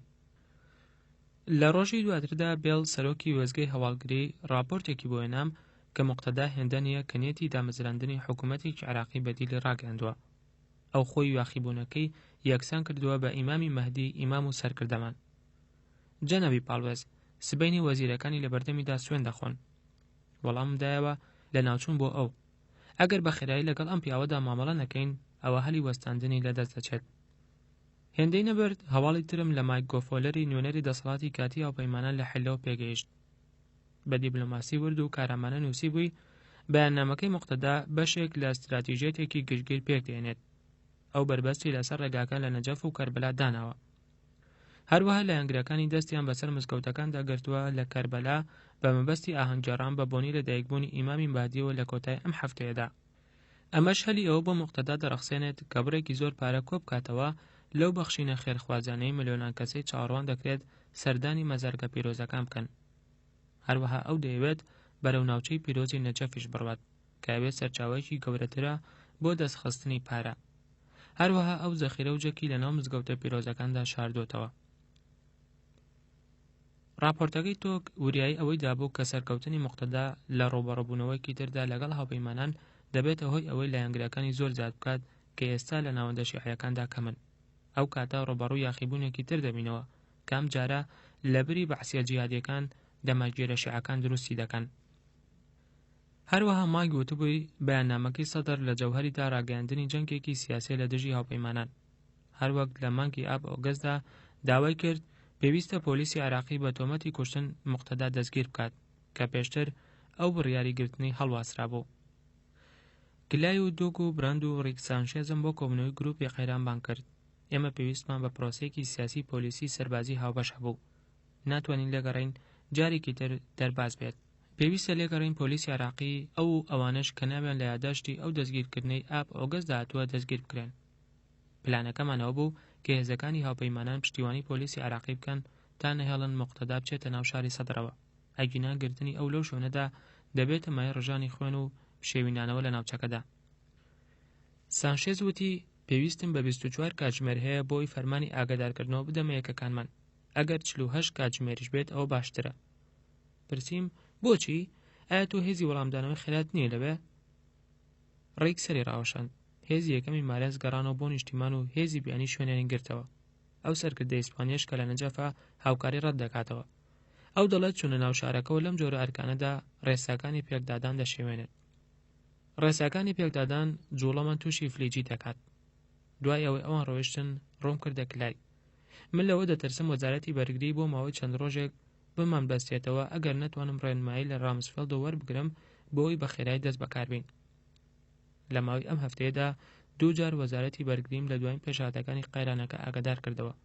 ئەم جارە وریایی ئەوەمدا کە کاتی جوڵەکردن دژی موقتەدا لە دژی بەرژەوەندەکانمان دەجوڵێتەوە. هەروەها ئەوەشم باس کرد کە دەستگیرکردنی موقتەدا پرۆسەیەکی عێراقی دەبێت، بەڵام هەرچۆنێک بێت پێویستە پێشبینی ڕوودانی گیرۆگرفت بکەین و خۆمان ئامادە بکەین بۆ جوڵان. ئەویش لە دوای پشوەکانی شیعەکانەوە لە دوای 3 ڕۆژی تر. لەو کاتەدا رامسفێلد لە مۆڵەتێکی دەگمەنی مەهەفداردا بوو. دوانیوە ڕۆم بە پەشۆکاوی بەسەر برد لە کاتێکدا کە پنتاگۆن لە هەوڵی دەستخستنیدا بوو. دوجار پەیوەندیەکیان لەگەڵ پۆڵوۆفۆیتزا بۆ بەستم. من ترێک بە مەترسی ڕەوشەکە دەکەم، بەڵام بە چاوپۆشین لەوەی کە پێی هەڵدەستین پێویستە فەرمانەکە لەلایەن تۆ دەربکرێت. هەروە وتی بە پەلا قەیرانەکە لەگەڵ رامسفێلدا باس دەکەم کە هێشتا لە گەشتدایە. ئایا قسەت لەگەڵ ئەبیزەید کردووە؟ داوام کردووە بۆەوەی پەیوەندی پێ بکەم. کاتێک دوای چەندین کاتژمێر پەیوەندیم بە ژەنەراڵ ئەبیزەیدەوە کرد، پێی ڕاگەیاندم کە لەگەڵ وەڵفۆتزا قسەی کردووە. ئەبیزەید لە مشتومڕەکەیدا لەگەڵ جێگری وەزیر ئەوەی بەدی کردبوو کە پۆلی جێگری وەزیر وای پێ باشە نەرمی بنوێنرێت سەبارەت بە پرۆسەی هاوبەشی هاوپەیمانان و عێراقی بۆ دەستگیرکردنی موقتەدا و دەرکردنی میلیشیاکانی لە شارە پیرۆزەکان. گومانی تیادا نییە کە مەترسیەکان گەورن، لەوانەیە کردەوەی ئاژاوەجارەی نەک تەنها لە شاری سەدر دروست بێت، بەڵکو هەروە لە شارە شیعەکانی تری باشووریش کە هێشتا لەو شوێنانە خزمەتگوزارە بنەڕەتەکان بە خاوی ئەنجام دەدرێن و ڕێژەی بێکاریش لە ئاستێکی بەرزدایە. نیگەرانیەکەم ڕووی لە زیادی کرد کە سەستی جوڵانەوە بۆ وەڵامدانەوەی مقتەدا دەبێتە هۆی جارێکی تر ئیهانە پێکردن و کەمکردنەوە لە عەزیمەتی حکوومەتی ئەمریکا و توانە سەربازیەکانی. لە نامە ئەلکترۆنیە شەوانەکانیشمدا بۆ فەڕەنسی بەم شێوەیە ڕای خۆمم لەسەر ئەوەدا: پێویستە لەسەرمان ئێستا مقتەدا ڕابگرین یان خۆمان ئامادە بکەین بۆ ڕوودانی ململانەیەکی زۆر فراوانتر لە ناو دڵی ناوچە شیعەنشینەکاندا، بەڵام بە دڵنیاییەوە لەوێ دەنگانێکیش بەرز دەبنەوە کە داوای ئارامکردنەوەی ڕەوشەکە و ڕێکەوتن و پەلەنەکردن دەکەن. مرۆڤ هەڵپەساردنەکەی چەرچڵی بردەکەوێتەوە لەسەر ئەو ماوەی لە نێوان میونخ بۆ داگیرکردنی پۆڵۆنیا کە دەنگ و داواکاریەکانی میانڕەوی بوونە هۆکاری خستنەوە و ڕوودانی کارەسات. ئەو ڕۆژە سەرەتایەک بوو بۆ یەکێک لە توندترین سات و کاتەکانی تێکشکان لە ماوەی کارەکەمدا لە عێراق. بڕوام وابوو کە شکستی ئاشکرای هاوپەیمانان لە مامەڵەکردنی پێداگرانە لەگەڵ مقتەدا و میلیشیاکانیدا ئاماژەیەک دەداتە یاخیبوونی بەعسیەکان کە باشتر ڕێکخراون و جیهادیەکان و تیرۆریستە نێودەوڵەتیەکان بەوەی کە دەکرێت لە ڕۆماندا بوەستنەوە و لەوانەشە شکستمان پێبهێنن. لە کاتێکدا کە قەیرانی مقتەدا پەرەی دەسەند لەگەڵ سکۆت کارپێنتەر و گروپی ئیدارەی حکومدا کۆبوومەوە، گەیشتنە استراتیژیە کە ناومانە ئاڵوگۆڕی مەزن بۆ مامەڵەکردن لەگەڵ هەردوو گرفتەکەدا کە هاوپەیوەستی یەکترن، ناچالاکی ئەنجومەنی حکم و پێویستی گەیشتنە ئاراستەیەکی سیاسی کە خاوەن ڕازگۆیی و مزداقیەت بێت. سکۆت ڕوونی کردەوە کە بیرۆکەکە لەسەر ئارەزووی ئەنجومەنی حکم دەوەستێت لە بەکارهێنانی بڕێکی زیاتر لە دەسەڵات، ئەوەش وەک ئامڕازێکی فشار بۆ ئەوی خۆیان ڕێک بخەنەوە و داوای کۆنگرەیەکی دەستووری پێشوەخت بکەن کە لەوانەیە هەوڵێکی درێژ بێت بۆ گەیشتنە ئامانجەکە، بەڵام پێدەچێت سەرکەوتوو بێت. بەپێی پلانەکە لیستێک دەخینە بەردەم ئەنجومەنی حکم سەبارەت بۆ دەسەڵاتانەی کە ئێمە ئامادەین بۆیان بگوازینەوە، لە ناویشاندا حکوومەتێکی ئینتیقالی. بەمەرجێک ئەنجومەنەکە لێپێچینەوە کرداریە بەلەمپەربوونەکانی چاک بکاتەوە و کۆنگرەی دەستووری ببەستن. ڕۆمان مارتینێز گومانی کرد لە بوونی پەیوەندیەکی لۆژیکی لە نێوان ئەو دوو هەنگاوەدا. پەیوەندی حکوومەتی ئینتیقالی چییە ببەستنی کۆنگرەی دەستووریەوە؟ ڕۆنم کردەوە پێم وت هیچ شتێک، ئەمە ئاڵۆگۆڕێکی سیاسی ڕاستەوخۆیە، وەک ئەوەی سیناتۆرێک لە نەبراسکا بەڵێن بە هەوڵێکی بدات کە لە نیویۆرکە لە پرۆژە یاسایەک بۆ بەنداوێک لە بەرامبەر ڕازیبوونی نیویۆرکیەکەدا بۆی پشتیوانی بکات لە بنیاتنانی ڕێگەیەک لە نەبراسکا. چەندین کەس هەیە لە ناو ئەنجومەنی حکومدا بە تایبەتی شیعەکان حکوومەتێکی ئینتیقالیان دەبێت. ئێمەش کۆنگرەیەکی دەستووری دیاریکراومان دەبێت. ئێمە تەنها بەمەستمان ئەوەیە کەوایان لێ بکەین کار بکەن و بجوڵن. سکۆت وتی پێویستە بڕیاری ئەنجومەنی ئاسایشی نێودەوڵەتی یاریدەر بێت لەوەی بیرکردنەوەکانیان چڕ بکەنەوە. لەگەڵ پێشنیارەکەی ئەمەشدا حکوومەتی ئەمریکا داواکاریی بۆ بڕیاری 1511 زیاد کرد کە ئەنجومەنی حکم تا 15 کانونی یەکەم دیسەمبەر خشتەیەکی زەمەنی ئامادە بکات و بیداتە ئەنجومەنی ئاسایش سەبارەت بە پرۆسی سیاسی لە عێراقدا. سکۆت وتی لەبەرەوە فشارەکە لەسەریان دەبێت بۆی دوجار بگەنە بەرنامەیەک. وتم ئەمە شێوازێکی باشە، ئیدی سەر بگرێت یان شکست بێنێت. لە ناوەڕاستەکانی کانونی یەکەم ئۆکتۆبەردا ئامادەی کۆبوونەوەی هەفتانە بووم لەگەڵ ئەنجومەنی حکومدا. لەسەر ئەو کورسیم دانیشتم کە بەتەنیشت سەرۆک کۆبوو بۆ مانگی تشرینی یەکەم ئۆکتۆبەر کە ئایەت عەلاوی بوو. ئێمە پێشنیارمان کرد کەم دانیشتنە بەکاربهێنین بۆ پێداچوونەوەی کاری ئەنجومەنەکە لە ماوەی 3 مانگی ڕابردوودا، بەڵام وا دیار بوو زۆربەی ئەندامەکانی ئەنجومەنەکە ئیشی لەوە باشتریان هەبوو تا پێی هەستن. تەنها 7 کەس لەو ئەندامانەی کە تەواوی ئەندامێتیان هەبوو ئامادە بوون. ئیدی کورسەکانی تر بریکارەکانی تریان هاتبوون کە هەندێکیان یاریدەدەری بچووک بوون و نەمدی بوون. عەلاوی گفتوگۆکەی بوو پرسیارە دەست پێ کرد کە هیچ یەکێک لە برایان قسە و لە دوانێکی هەیە بیۆت بیڕە لەسەر ئەدای ئەنجومەنی حکوومەت تا ئێستا؟ سەمیر ئەلسومەیدی داوای کرد قسە بکات. ئەو شێخێکی سوننە بوو لەوانەی وەچەیان دەگەڕێتەوە بۆ سەر محەممەد پێغەمبەر و خەڵکی پارێزگای ئەمباری خۆراوی بەغدا بوو کە تا ئەو کاتەش ناوچەی ئاڵۆزی و پێکدادانەکان بوو، ناوجەرگەی سێگۆشەی سوننی. ئەو ماوەی کە سەمیر لە منفاو لە دەرەوە بەسەری بردبوو گۆڕانکاری بەسەرداهێنا بوو. ناوەکەی هۆزەکانی ئەمبار دێنێتەوە یاد، بەڵام چاکەتەکەی ناوی سەفیل ڕۆی هەڵگرتووە. هەروەها سەمیر کەسێکی شێعردۆست و ڕێشتاشرا و ڕوخسارشیرینە و خاوەن عەقڵێکی ڕۆشن و وردە. دەستی بە قسە کرد و وتی: جەنابی باڵوێز، پێم وایە هەم هەواڵی خۆش و هەم هی ناخۆشیش هەیە. لەلایەکەوە ئەنجومەنەکە توانیوێتی هەنگاوی ئیجابی بنێت وەک دانانی وەزیرەکان و دەستکەوتنی پلەیەک لە دامپیانانی نێودەوڵەتی، بەڵام وەک ڕوونا ئەداکردنی کارەکانمان وەک ئەوە نەبوو کە پێشبینی دەکرا. ئێمە خاو بووین لە بەکارهێنانی فەرمانبەرەکان کە پێویستمان پێیانە. بەداخەوە دەبێت ئاماژە بۆ بکەم کە ژمارەیەک لە ئەندامەکانمان ئامادەی کۆبوونەوەی ئەنجومەنەکە نابن وەک ئەوەی ئەمڕۆ دەبینین. هەروەها حەمید مەجید موسا ئەندامی ئەنجومەن کە بە ئینتیما شیوعی بووتی تا ڕادەیەکی زۆر ئەو هیوایە بەدی نەهات کە پێش 3 مانگ بە ئەنجومەنەکەمان هەبوو. ڕوونیشی کردەوە کە ئەمنی وڵات ڕوو لە ئاڵۆزبوون دەکات و بێکاری هێشتا گرفتێکە. لە کۆتاییدا وتی هەندێک لەوانە دەگەڕێتەوە بۆ هەڵی ئەنجومەنەکە. محەممەد بەحرالعولومی ئیمامی شیعی بەتەمەن و چەپخۆن و نەکبەتیش بە جۆرێک لە بەهیوایە وتی گرفتە ئەمنیەکان وزەی ئەنجومەنی حکومی لەناو برد. دوای ئەوەی ژمارەیەکی تر قسەیان کرد، عەلاوی پرسی کە ئایا من دەمێت وەڵام دەمەوە؟ وتم پێویستە ئەنجومەنەکە شانازی بە هەندێک لە دەستکەوتەکانی بکات. ئێمە چەند مانگێک لەم و پێشوتمان هاوپەیمانان گرەو لەسەر سەرکەوتنی ئێوە دەکەن، بەڵام لە پێناو بەدیهاتنی سەرکەوتنی زیاتر کە پێویستە کاری زیاتر بکرێت. ڕاستباردن بە 3 بواردا بۆی کارەکان بە شێوەیەکی باشتر بانجام بگەێنرێن. یەکەم، وەک سەمیر ئاماژەی کرد، پێویستە لەسەر ئەنجومەن بە سوودوەرگرتن لەو فەرمانبەرانە خۆی ساز و ئامادە بکات. ئێوە بەرپرسیارەتی ترسناکتان لەسەر شانە لە بەردەمگەلی عێراقدا، بەڵام لە واقعدا ناتوانین چاوەڕوانی ئەوە بکەین کە وڵاتێکی 25 ملیۆن کەسی لەلایەن 12 فەرمانبەرەوە ببرێت بەڕێوە. ئێمە بە بەردەوامی هانمانداون کە ژمارەیەکی زیاتر لە فەرمانبەران بەکاربێنن. من زیاتر لە 3000 کەسمدایە کە شەو و ڕۆژ کار دەکەن بۆ یارمەتیدانی من. ئەگەر ئێوە وەک پێویست دیسپلینی کارەکانتان بکردایە، دەکرێت ئەوانە ببنە فەرمانبەر و لە پشتەوەی نووسینگەکانتانەوە یارمەتیان بدانایە، کاغەز و پێشنیارەکانیان ئامادە بکردایە بۆ ئەوەی ئێوە سێرتان کردنایە. هەروەها وتیشم پێویستە لەسەر ئەنجومەنی حکوم لێپێچینەوەکانی و پێڕەوەکانی ناوخۆیی باش بکات. ئەوان هەوڵ دەدەن هەموو شتێک بکەن وەک لیژنەیەک کە هەمووان لە خۆ بگرێت، یان وەک ئەوەی لە نامە ئەلکترۆنیەکانمدا گوزارشتم لێ کرد وەک لیژنەی کونی ڕەش، هیچ شتێک لەلایەن ئەنجومەنەکەوە دەرناچێت، بەڵکو هەر وەردەگیرێت. پێویستە کاری زیاتر بکەن. ناکرێت پێشبینیەوە بکەن کە گەلی عێراق یان هاوپەیمانان ئەندامی ئەنجومەنەکە بە بایەخ و گرنگی وەربگرن ئەگەر دەست بەکار نەبن. حکوومەت دواتە وەرگرتنی بڕیار. پێشنیارم کرد یاساکانی نسابی یاسایی دابنێن و بە دوواداچوونتان هەبێت سەبارەت بە ئامادەبوون و نائامادە نەبوونی ئەندامەکان و ئەوەش ڕابگەیەندرێت.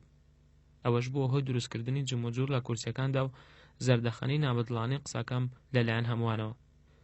لە کۆتایی کۆبوونەوەکەدا سەرنجەم ڕاکێشان بۆ بڕیاری ئەنجومەنی ئاسایش کە داوا لە هاوپەیمانان دەکات دەسەڵاتی زیاتر بداتە ئەنجومەنی حکوم، بەڵام ئەو هەروەها داوا لە ئەنجومەنی حکوم دەکات لە پێناو جێرانەوەی سەروەریدا خشتەیەکی زەمنی بدەن ئەنجومەنی ئاسایش. هەروەها پێداگریم کرد پێویستە لەسەرمان لەبارەی ئەم مەسەلانەوە پێکەوە کار بکەین. من بە پەرۆشم بۆی دەسەڵاتی زیاتر بدەمە ئەنجومەنەکە، بەڵام پێویستە لەسەرتان ڕێخستن و لێپێچینەوەکانتان باش بکەن. لە کاتی گەڕانەوەدا بە ئۆتۆمبیل بۆ کۆشک پرسیارم لە سکۆت کارپەنتەر کرد کە ڕای چۆن بوو لەبارەی کۆبنەوەکەوە. وتی زۆر ڕوخێنەرانە بوو.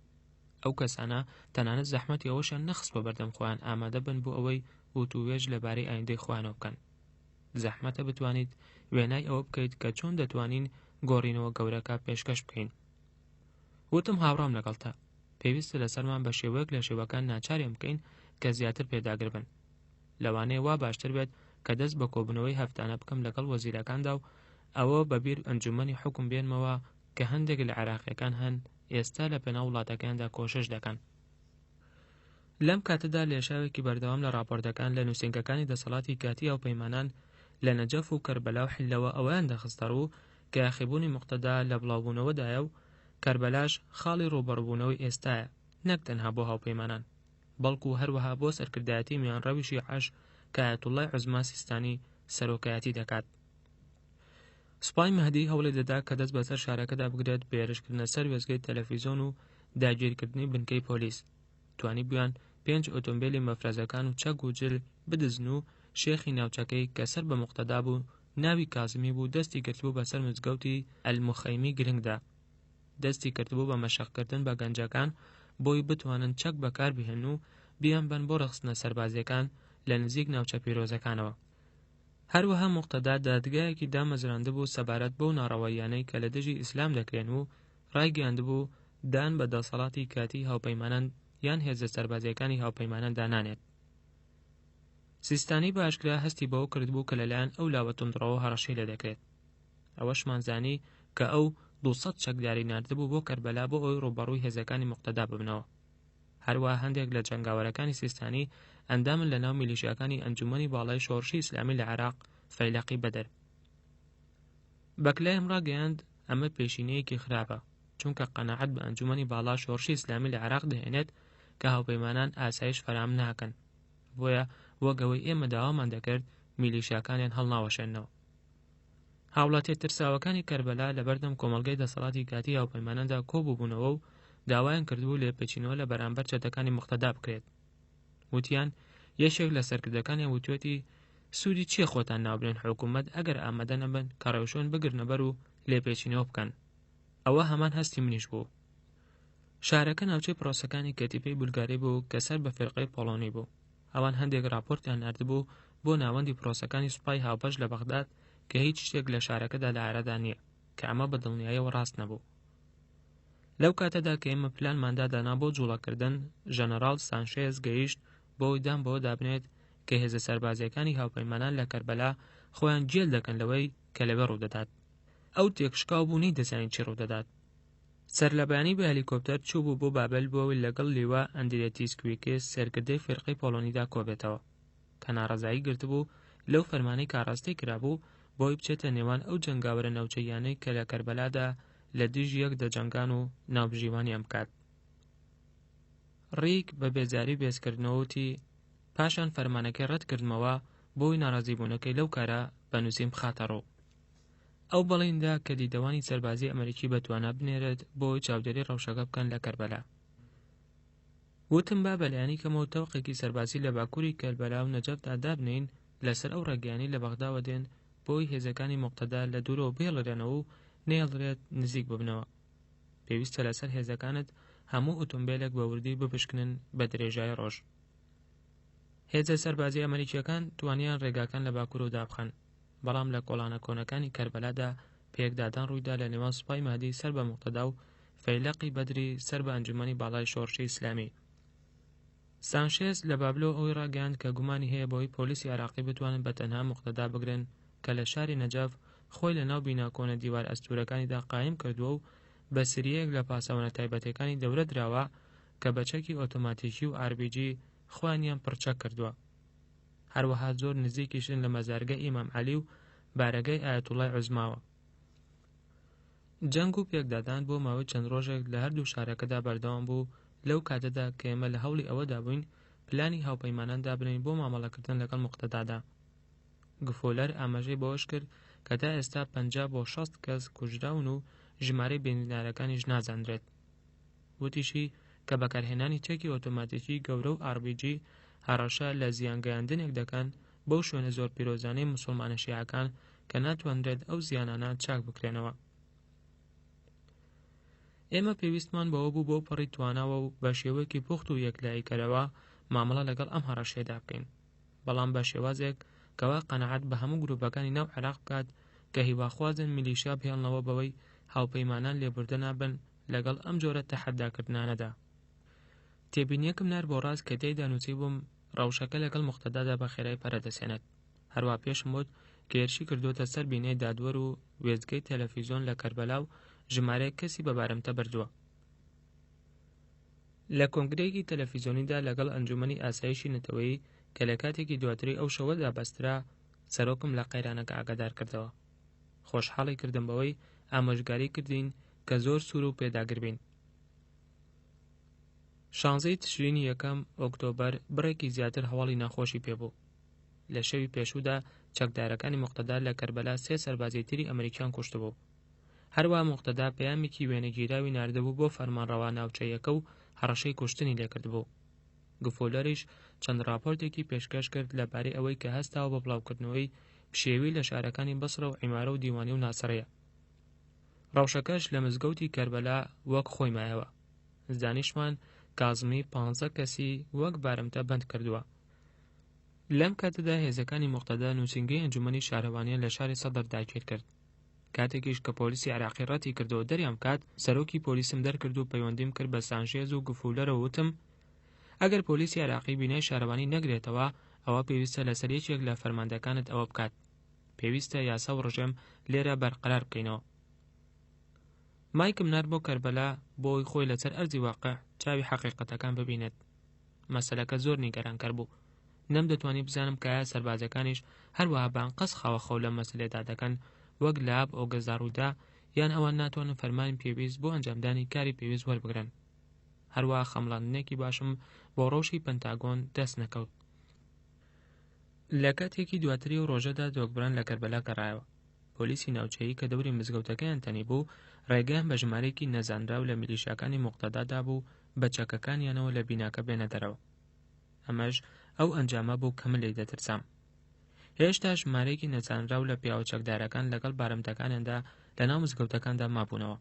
ئەمەش ئەوەی دەگەیاند کە دەتوانیت بەبێ ترس تەحەدای دەسەڵاتی عێراقی و هاوپەیمانان بکەیت. پیاوەکانی میلیشیای موقتەدا کە بەرپرس بوون لە کوشتنی سەربازەکانمان لە فەوجی زرێپۆش، ئەوانی کە تووشی بۆسەکە هاتبوون، هێشتا بینای ئەنجومەنی شارەوانی مەدینە سەدریان داگیر کردبوو. ئەمەش وەک تەحەداکردنێکی ئاشکرای پۆلیسی عێراقی وایە. لە هەمان ڕۆژدا مۆفەق ڕۆبایی ئەندامی شیعە لە ئەنجومەنی حکوم کە وەفدێکی بردبوو بۆ نەجەف بۆ وتوبێژکردن لەگەڵ سیستانی سەبارەت بە قەیرانەکەی موقتەدا، داوای کردم چاوم پێی بکەوێت و نامەیەکی پەلەشی لەلایەن ئاتوڵڵاوە هێنابوو. مۆفەق وتی جەنابی باڵبەس، دوێنێ لەو وەفدە دواکەوتم تا نامەکەت بدەم بە ئایەتوڵڵا سیستانی سەبارەت بە پرۆسەی سیاسی. ڕۆبایعی دکتۆرێک بوو لە بەریتانیا خوێندنی تەواو کردبوو. لەلایەن حسێن سەدری ئایەتوڵڵای شیعی دیاری شاری بەغداوە چاودێری دەکرا و متمانەداری ئەو بوو. هەروەها یەکێک بوو لە کەناڵەکانی گواستنەوەی نامەکانی من بۆ سیستانی سەبارەت بە پرسیارەتی هاوبەشمان بۆ دۆزینەوەی ڕێگەی بەرەو پێشچوونی سیاسی.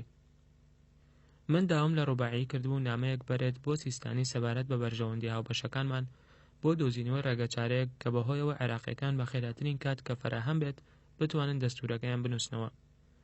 جارێکی تریش پێداگریم کردبوو لەسەر ئەو گرفتە تەکنیکیانی کە بەهۆی ئەنجامدانی بەپەلەی هەڵبژاردنەکانەوە دروست دەبن. ڕۆبایعی هەستی کردبوو کە ئایەتوڵڵا لەو هەڕەشەیە دەترسێت کە موقتەدا پێکهێناوە. باسی لەوە کرد کە چۆن سیستانی دوای بڵاوبوونەوەی یاخیبوونەکەی موقتەدا گەڕاوەتەوە بۆ قوڵایی بیناکەی کە ڕاڕەوی تەنگ و پێچاوپێکی تێدایە لە نزیک مزارگە پیرۆزەکانی شاری نەجەفەوە. پێش دوو شەو موقتەدا لەگەڵ کۆمەڵێک لە شوێنکەوتوەکانیدا بێ ئاگادارکردنەوەی پێشوەخت چوو بوون و داوایان کردبوو ئایەتوڵڵای عوزما ببینن. سیستانی ڕەتی کردبووە و محەممەد ڕەزای کوڕی ناردبوو بۆی لەگەڵ گروپەکەدا قسە بکات. کۆبوونەوەکە گۆڕابوو بۆ هاوارکردن و نەڕاندن بەسەر یەکتریدا. موقتەدا بەسەر پیاوە ئاینیەکاندا هاواری کردبوو. سیستانی بە ڕۆبایعی وتبوو باشترین هەڵبژاردننی ئەوەیە کە موقتەدا نەمێنێت. من وام دانا کە ئەو مەبەستی ئەوەیە کە لاوەکە بکوژرێت. ڕۆبایعی هەوڵی داوە قسە لەگەڵ سیستانیدا بکات سەبارەت بە پرۆسی دەستوری، بەڵام ئایەتوڵڵا زۆر سەرقاڵ بووە بە موقتەداوە بە شێوەیەک کاتێک لەو بارەیەوە پرسیاری لێکراوە دەستی ڕاوەشاندووە و توێتی هەڵبژاردن کێ دەتوانێت لە کاتێکی وادا قسە لەبارەی هەڵبژاردنەوە بکات. ڕۆبایعی بە زانیاریەکی تر سەرسامی کردم. سیستانی پێی وتبوو کە بەشار ئەسەدی سەرۆکی سووریا نامەیەکی نێنی بۆ ناردووە و تیایدا پێشنیاری کردووە کە ئایەتوڵڵا فتوایەک دەربکات و تیایدا داوای جیهاد بکات لە دژی هاوپەیمانان، وەک ئەوەی کە سەرکردەکانی شیعە لە ساڵی 1920دا لە دژی بەریتانیەکان ئەنجامیاندا. ئەو کارە ئاماژەی بەنەبوونی بەرپرسیارەتی دەکرد بە شێوەیەکی نائاسایی لە لای سەرۆکی سووریا. ئێمە زانیاری هەواڵگری باشمان لایە ئەوە دەردەخات کە ژمارەیەک لە یاخیبووە تیرۆریستەکان لە ڕێگای سووریاوە دێنە ناو عێراق، بەڵام ئەم پەیامە لەلایەن ئەسەدەوە بۆ هەندانی شیعەکان بۆ ئەوی یاخی بن ئەگەر سەرکەوتوو بێت ئەوە یاخیبوونێکی خوێناوی لە دوو بەرەوە ڕوبەڕووی هاوپەیمانان دەبێتەوە. ئەمەش هەزاران قوربانی لێ دەکەوێتەوە، لە ناویشاندا ئەمریکیەکان.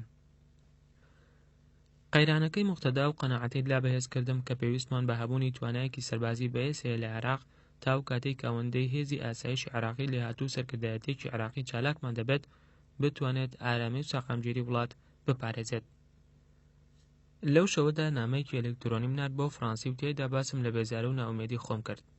دەکرا لە ئاب و گەزدا خۆمان لەم قەیرانی کەربەلا لابدایە کاتێک کە ڕازپاردەمدا بەوەی هانی پۆلیسی عێراقی بدرێت تا موقتەدا دەستگیر بکەن. ئەو کاتە کەس لەگەڵ ڕاکەمدا نەبوو. ئەمە سەلماندنێکی نمونەیە کە خۆلادان لە وەرگرتنی بڕیارە قورسەکان تەنها سەرکەوتنێکی کاتی لە دەکەوێتەوە. ئەوە نابێتە هۆی هیچ شتێک پێچکە لە زیادبوونی ئازارەکان کاتێک کە چیدی ناتوانرێت خۆ لە وەرگرتنی بڕیارەکان ببوێترێت. لە 18 تشرین یەکەم ئۆکتۆبەردا دوجار ئەنجومەنی حکم و حیزبە سیاسی عێراقیەکان بەیاننامەیەکی هاوبەشیان دەرکرد لەبارەی یاسا و ڕژێمەوە و دایانە ئیمامەکانی شاری کەربەلا و نەجەف کە ئەوە سیفەتی سەرپەشکردنی ناوچەیدایە ئەو پرۆسە هاوبەشانەی کە بەم نزیکانە لە دژی موقتەدا ئەنجام دەدرێن. پرۆسەکە بە شێوەیەکی باش لە شاری سەدر بەڕێوە چوو.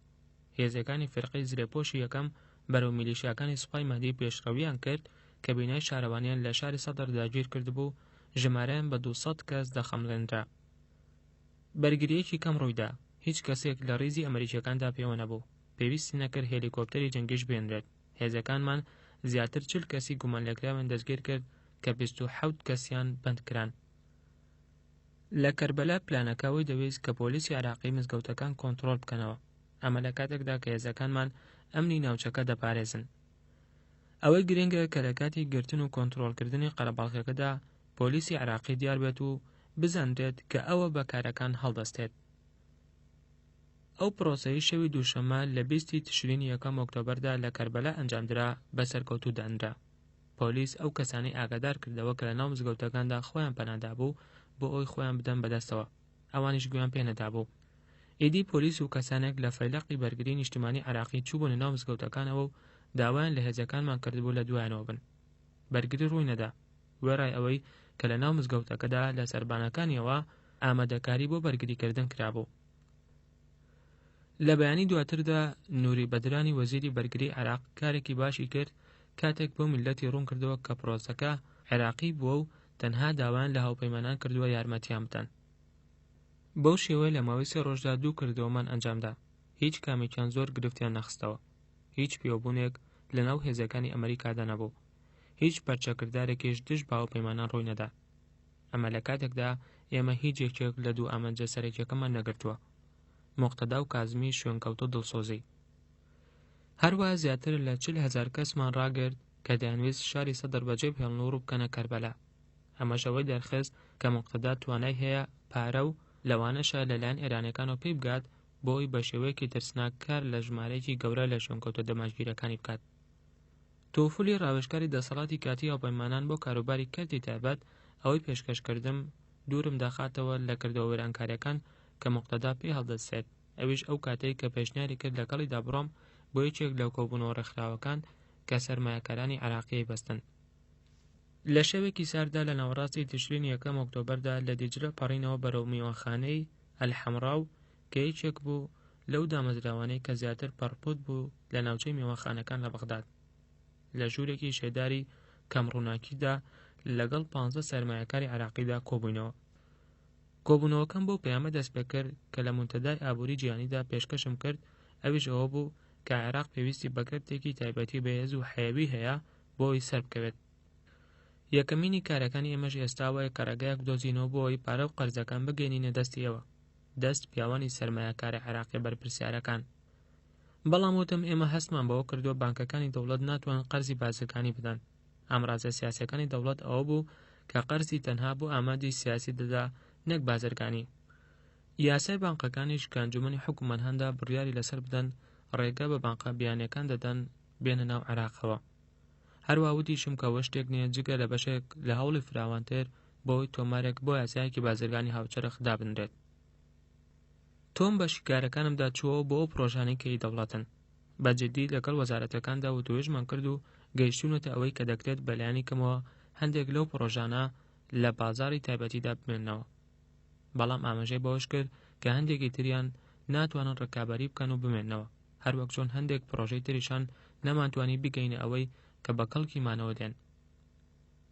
لە کاتی مشتومڕی درێژدا کە دوای ئەمە ڕوویدا یەکێک لە سەرمایەکارەکان هەوڵی دەدا زیاتر لەبارەی پلانەکەمانەوە بۆ دراوەنوێیەکە بزانێت. وتم من دڵنیام کە ئەو ئاڵوگۆڕەی کە دوای چەند ڕۆژێکی تر دەست پێ دەکات سەرکەوتوو دەبێت سەرڕای تەحەدا لۆجستیە زۆرەکانیش، چونکە لەسەرمان دەبێت کە نزیکەی 2.2 تەن لە دراوەنوێیەکە دابەش بکەین. کە بەشێوە دەکات کە 27 فڕۆکەی بارهەڵگری جۆری جەمبۆگت پڕ بکات و نزیکەی 9,000 تەنیش لە پارە کۆنەکەش وەربگرینەوە لە وڵاتێکدا کە سیستەمێکی بانکی و تەلەفۆنی نییە و ڕێگاکانیش خراپن و لە ڕەوش و بارودۆخی جەنگیشدایە. پیاوانی سەرمایەکار بەوە ڕازی بوون و وتیان شتێکی باش و سەرسامکەرە، بەڵام ئایا پارێزگاری لە نرخە جۆراوجۆرەکانی گۆڕینەوەی کۆن دەکەن کە لەسەری ڕاهاتوین؟ وتم نەخێر، چونکە ڕژێمی پێشوو گەندەڵ بووە و ڕێگەی بە هەندێک لە کۆمپانیەکان داوە دراوی جیهانی بە 1 لەسەر 1000 نرخە فەرمیەکەی بکڕنەوە. بۆیە بڕیارمان داوە دیناری نوێی عراقی بە ئازادی بخەینە بازاڕەکانەوە بۆەوەی لەگەڵ هەموو دراوەکاندا ڕوبەڕوو ببێتەوە.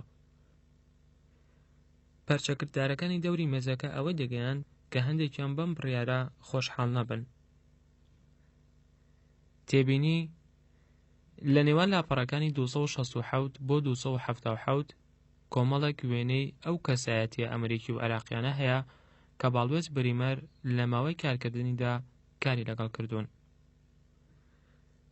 لاپەڕە 278 خاوەنی کارگەیەکی چیمەنتۆ لەبارەی بودجەی حکوومەتی عێراقەوە پرسیاری کرد. پێم ڕاگەیاندن کە زۆر نییە ڕەزامەندیم لەسەر بودجەی ساڵی 2004 دەربڕیوە کە بڕی داهاتەکان دەگاتە 13.5 ملیارد دۆلار. بەڵام ئێمە ڕوبەڕووی کورتێنان دەبینەوە بەهۆی ئەو پشتیوانەی گەورەیەوە کە ڕژێم پێشکەشی دەکات. باسم لەو پلانەشمان کرد بۆ هەڵوەشاندنەوەی ئەو پشتیوانەی نەشیا و گونجاوە کە ئەویش بە شێوەیەکی خۆناغبەندی شێوەی سێریکردن و زەردەخەنەکانیان ئەوەی نیشان دەدا کە هەندێکیان ناڕازین لەو هەڵوەشاندنەوەیە، چونکە پێشتر لەو پشتیوانانەی ڕژێم سوودمەند بوون. کاتێک ئۆتۆمبیلەکەم لە میوانخانەکە دوور کەوتەوە، من و تۆم ڕێکەوتین لەسەر چەندین کەس لە پیاوانی سەرمایەکار کە مای سەرسامی بوون و ئامادە بوون بێنە ناو بازاڕی ڕکابەریەوە. بەڵام وەک چەندین جار لەبەردەم هەوڵەکانمدا سکاڵام کردووە. لۆدخ ئیرهاد لە عێراقدا نییە، یان بەلایەنی کەمەوە ئێمە هیچێکمان نەبینیوە. ئیرەیم بە پێشبینیەکانم بەر لە ئەڵمانی داگیرکراودا، چونکە ئەوان ئیرهادیان دۆزیەوە کە فەرمانبەرێکی مەدەنی مامناوەند بوو، پیاوێکی زیرەک توانی ببێتە ئەندازیاری هێنانەوە سەرخۆی ئابووری ئەڵمانیا لە دوای جەنگ. لە 21 تشرینی یەکەم ئۆکتۆبەر سەردانی دکتۆر ئیبراهیم جەعفەریم کرد کە ماوەی زیاتر لە مانگێک بوو لە دەوڕەی وڵات بوو. هاوڵە عێراقیەکانم بەڵێنیان پێدام کە پێش هاتنی مانگی ڕەمەزان بە چەند ڕۆژێک هاوین کۆتایی دێت.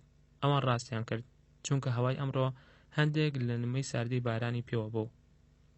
پێم وت پێویستە لەسەرمان ئەدای ئەنجومەنەکە چاک بکەین. وتی لەگەڵ ڕێزمدا جەنابی باڵوەز، ئەگەر ئەنجومەنەکە لاواز بێت ئەوە تەنها سەرکۆنەی خۆت بکە، چونکە تۆ دادناوە. ناشتوانین پێشبینی ئەوە لە ئەنجومەنەکە بکەین کە بە بەرپرسیارەتیەوە هەڵچووکەوت بکات ئەگەر هیچ دەسەڵاتێکی نەبێت. جەعفەری بەناسکی قسەی دەکرد. ئەو دەسەڵاتانم بۆ بیر هێناوە کە پێم داون.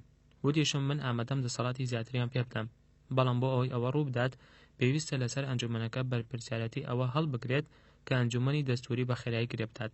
هەروە دەبێت سەر لە نوێ دەست بکاتەوە بە ڕێخستنەوەیەکی گشتگیری لە پێچینەوەکانی. پێشنیاری ئەوم خستە ڕوو ئەگەری ئەوە هەیە کە ئەنجومەنی حکوم جۆرێک لە سەرۆکایەتی حکوومەت لە 2 یان 3 کەس لە ئەنجومەنی حکوم بنیات بنێت. وا گومانمان بەر کە ڕەنگە ئەوە ممکن بێت، بەڵام وتی ئەو جۆرە دەستەیە پێویستە بە شێوەی نۆرە بێت، لەوانەیە لە نێوان ئەنجومەنی سەرکردایەتیدا کە لە 9 کەس پێکات بێت. دەشکرێت دوایەوە ئەندامەکانی تری ئەنجومەنی حکوم دابەش بکرێت بۆ چەند لێژنەیەک کە هەریەکەیان بەرپرسیارەتی ڕاستەوخۆی سەرپەرشتیکردنی 3 بۆ 4 وەزارەت لە ئەسۆ بگرێت. وتم لەوانەیە ئەوە سەرکەوتوو بێت ئەگەر خۆمان لەو خولەمانگانەیە لادا کە ڕێگە بە ئەندامانی ئەنجومەن نادات وەک پێویست ممارەسەی پۆستەکانیان بکەن. هەروە پێویستە لەسەریان کە فەرمانبەر بەکار بهێن و ئامادە بن بۆ ئەوەی کاری جدی بکەن و شێوازێکی دەنگدانی باشتر تەبەنی بکەن. بە بیرکردنەوەمدا چوومەوە سەبارەت بە دەستور بە تایبەتی نیگەرانیمان لەو دواکەوتنەی کە بەهۆی هەڵبژاردننی ڕاستەخۆ ڕوودەدات. پرسیارم لەکرد لەبارەی دووەم خیاری لیژنەی ئامادەکاریەوە. بۆچی بیرۆکەی ئەو نوێنەرانە تاقی نەکەینەوە کە بە شێوەیەکی ناوچەی هەڵدەبژێردرێن؟ لەبەرەوەی کە جەعفەری شیعەیە، ئەوە نیگەرانمایەوە سەبارەت بە ڕاوبۆچوونی پیاوانی ئاینی لە حەوزەی زانستی لە نەجەف. بەڵام بە چاوێک سێری کردم کە گوزارشتی لە ژیری کرد. پێشنیار دەکەم کە تۆ لەگەڵ ئایەتوڵای عوزما و حەوزەدا لەبارەی بیرۆکەکەتەوە قسە بکەیت. پێم ڕاگەیاند من ئەم جۆرە نامەیەم بە 3 پەیامبەردا لە ماوەی 10 ڕۆژدا بۆ ئایەتوڵا ناردووە بۆ ئەوی دڵنیای بکەمەوە کە ئێمە دەمانێت پرۆسەی دەستوری لە دیدی عێراقیەکانەوە شەرحی بێت. هەروەها پێداگریم کردووە ئێمە ڕازین لەسەرەوەی کە پێویستە عێراقیەکان دەستوور بنووسنەوە و لە پێناو ئەوانیشدا بینووسنەوە. وتیشم ئێمە هەست دەکەین کۆنگرەی دەستووری هەڵبژێردرا و پێویستی بوون بە شەرعیەت فراهم دەکات، بە تایبەتی ئەوانی دەبنە نوێنەر بۆ کۆنگرەکە لەو کاتەدا دەست بە هەڵمەتێکی ڕاگەیاندنی گشتی و فراوان دەکەن و دواتریش دەستوورەکە دەخرێتە ڕاپرسیەکی گشتیەوە کە هەموو هاوڵاتیانی عێراقی دەنگی لەسەر دەدەن. دکتۆر جعفەری بایەتوڵڵام ڕاگەیاندووە، هەروەها من ئەوەش دەزانم کە ناتوانێت پاشگەز بێتەوە لە فتواکەی لەبارەی هەڵبژاردنەوە. لار بوومەوە بەلای جعفەری و لەسەر خۆ پێم وت بۆی جەخت لەوە بکەمەوە کە دەیڵێم ئەوەشم پێوت کە ئەویش وەک من بەرپرسیارەتی لە ئەستۆدایە بۆ ئەوی لە پێناو عێراقی نوێدا کار بکات. هەروەها وەک لە مانگی ئایار مایۆدا و لە نووسینگە زۆر گەرمەکەیدا ئەو جارەش پێم وتەوە کە دەبێت شیعەکان ئەو هەڵەکارە ساتبارە دووبارە نەکەنەوە کە لە بیستەکانی سەدەی ڕابردوودا کردیان و ئەوانی بۆ ماوەی 80 ساڵ لە دەسەڵات دوورخستەوە. جعفەری وتی نامەکە بۆ سیستانی سەرسامی کردووە و دوجاریش وتی دەمەوێت یارمەتی پێشکەش بکەم. وتم دکتۆر جعفەری پێم وایە گەورەترین یارمەتیە کە تۆ سەرکردەکانی تری شیعەت دەتوانن پێشکەشی بکەن ئەوەیە چارەسەرێک بدۆزنەوە بۆ کێشەی هەڵبژاردنەکان و شیکردنەوەی ئەمە بۆ حەوزە. جعفەری پرسیاری لێکردم لەبارەی ڕەوشی ئێستای موقتەداوە. وتم کاتی ئەوە نزیک بۆتەوە کە پۆلیسی عێراقی ڕەوشێنی پێویست بگرێتە بەر. پرسی بۆچی پێشتر دەست بەکار نەبوون لەمەدا؟ ئەگەر ئەو کاتی کە لە گۆشەدا بوو مامەڵەتان لەگەڵدا بکردایە باشتر بوو، چونکە ئێستا لەسەر مێزەکەی و کارەکە قورسترە.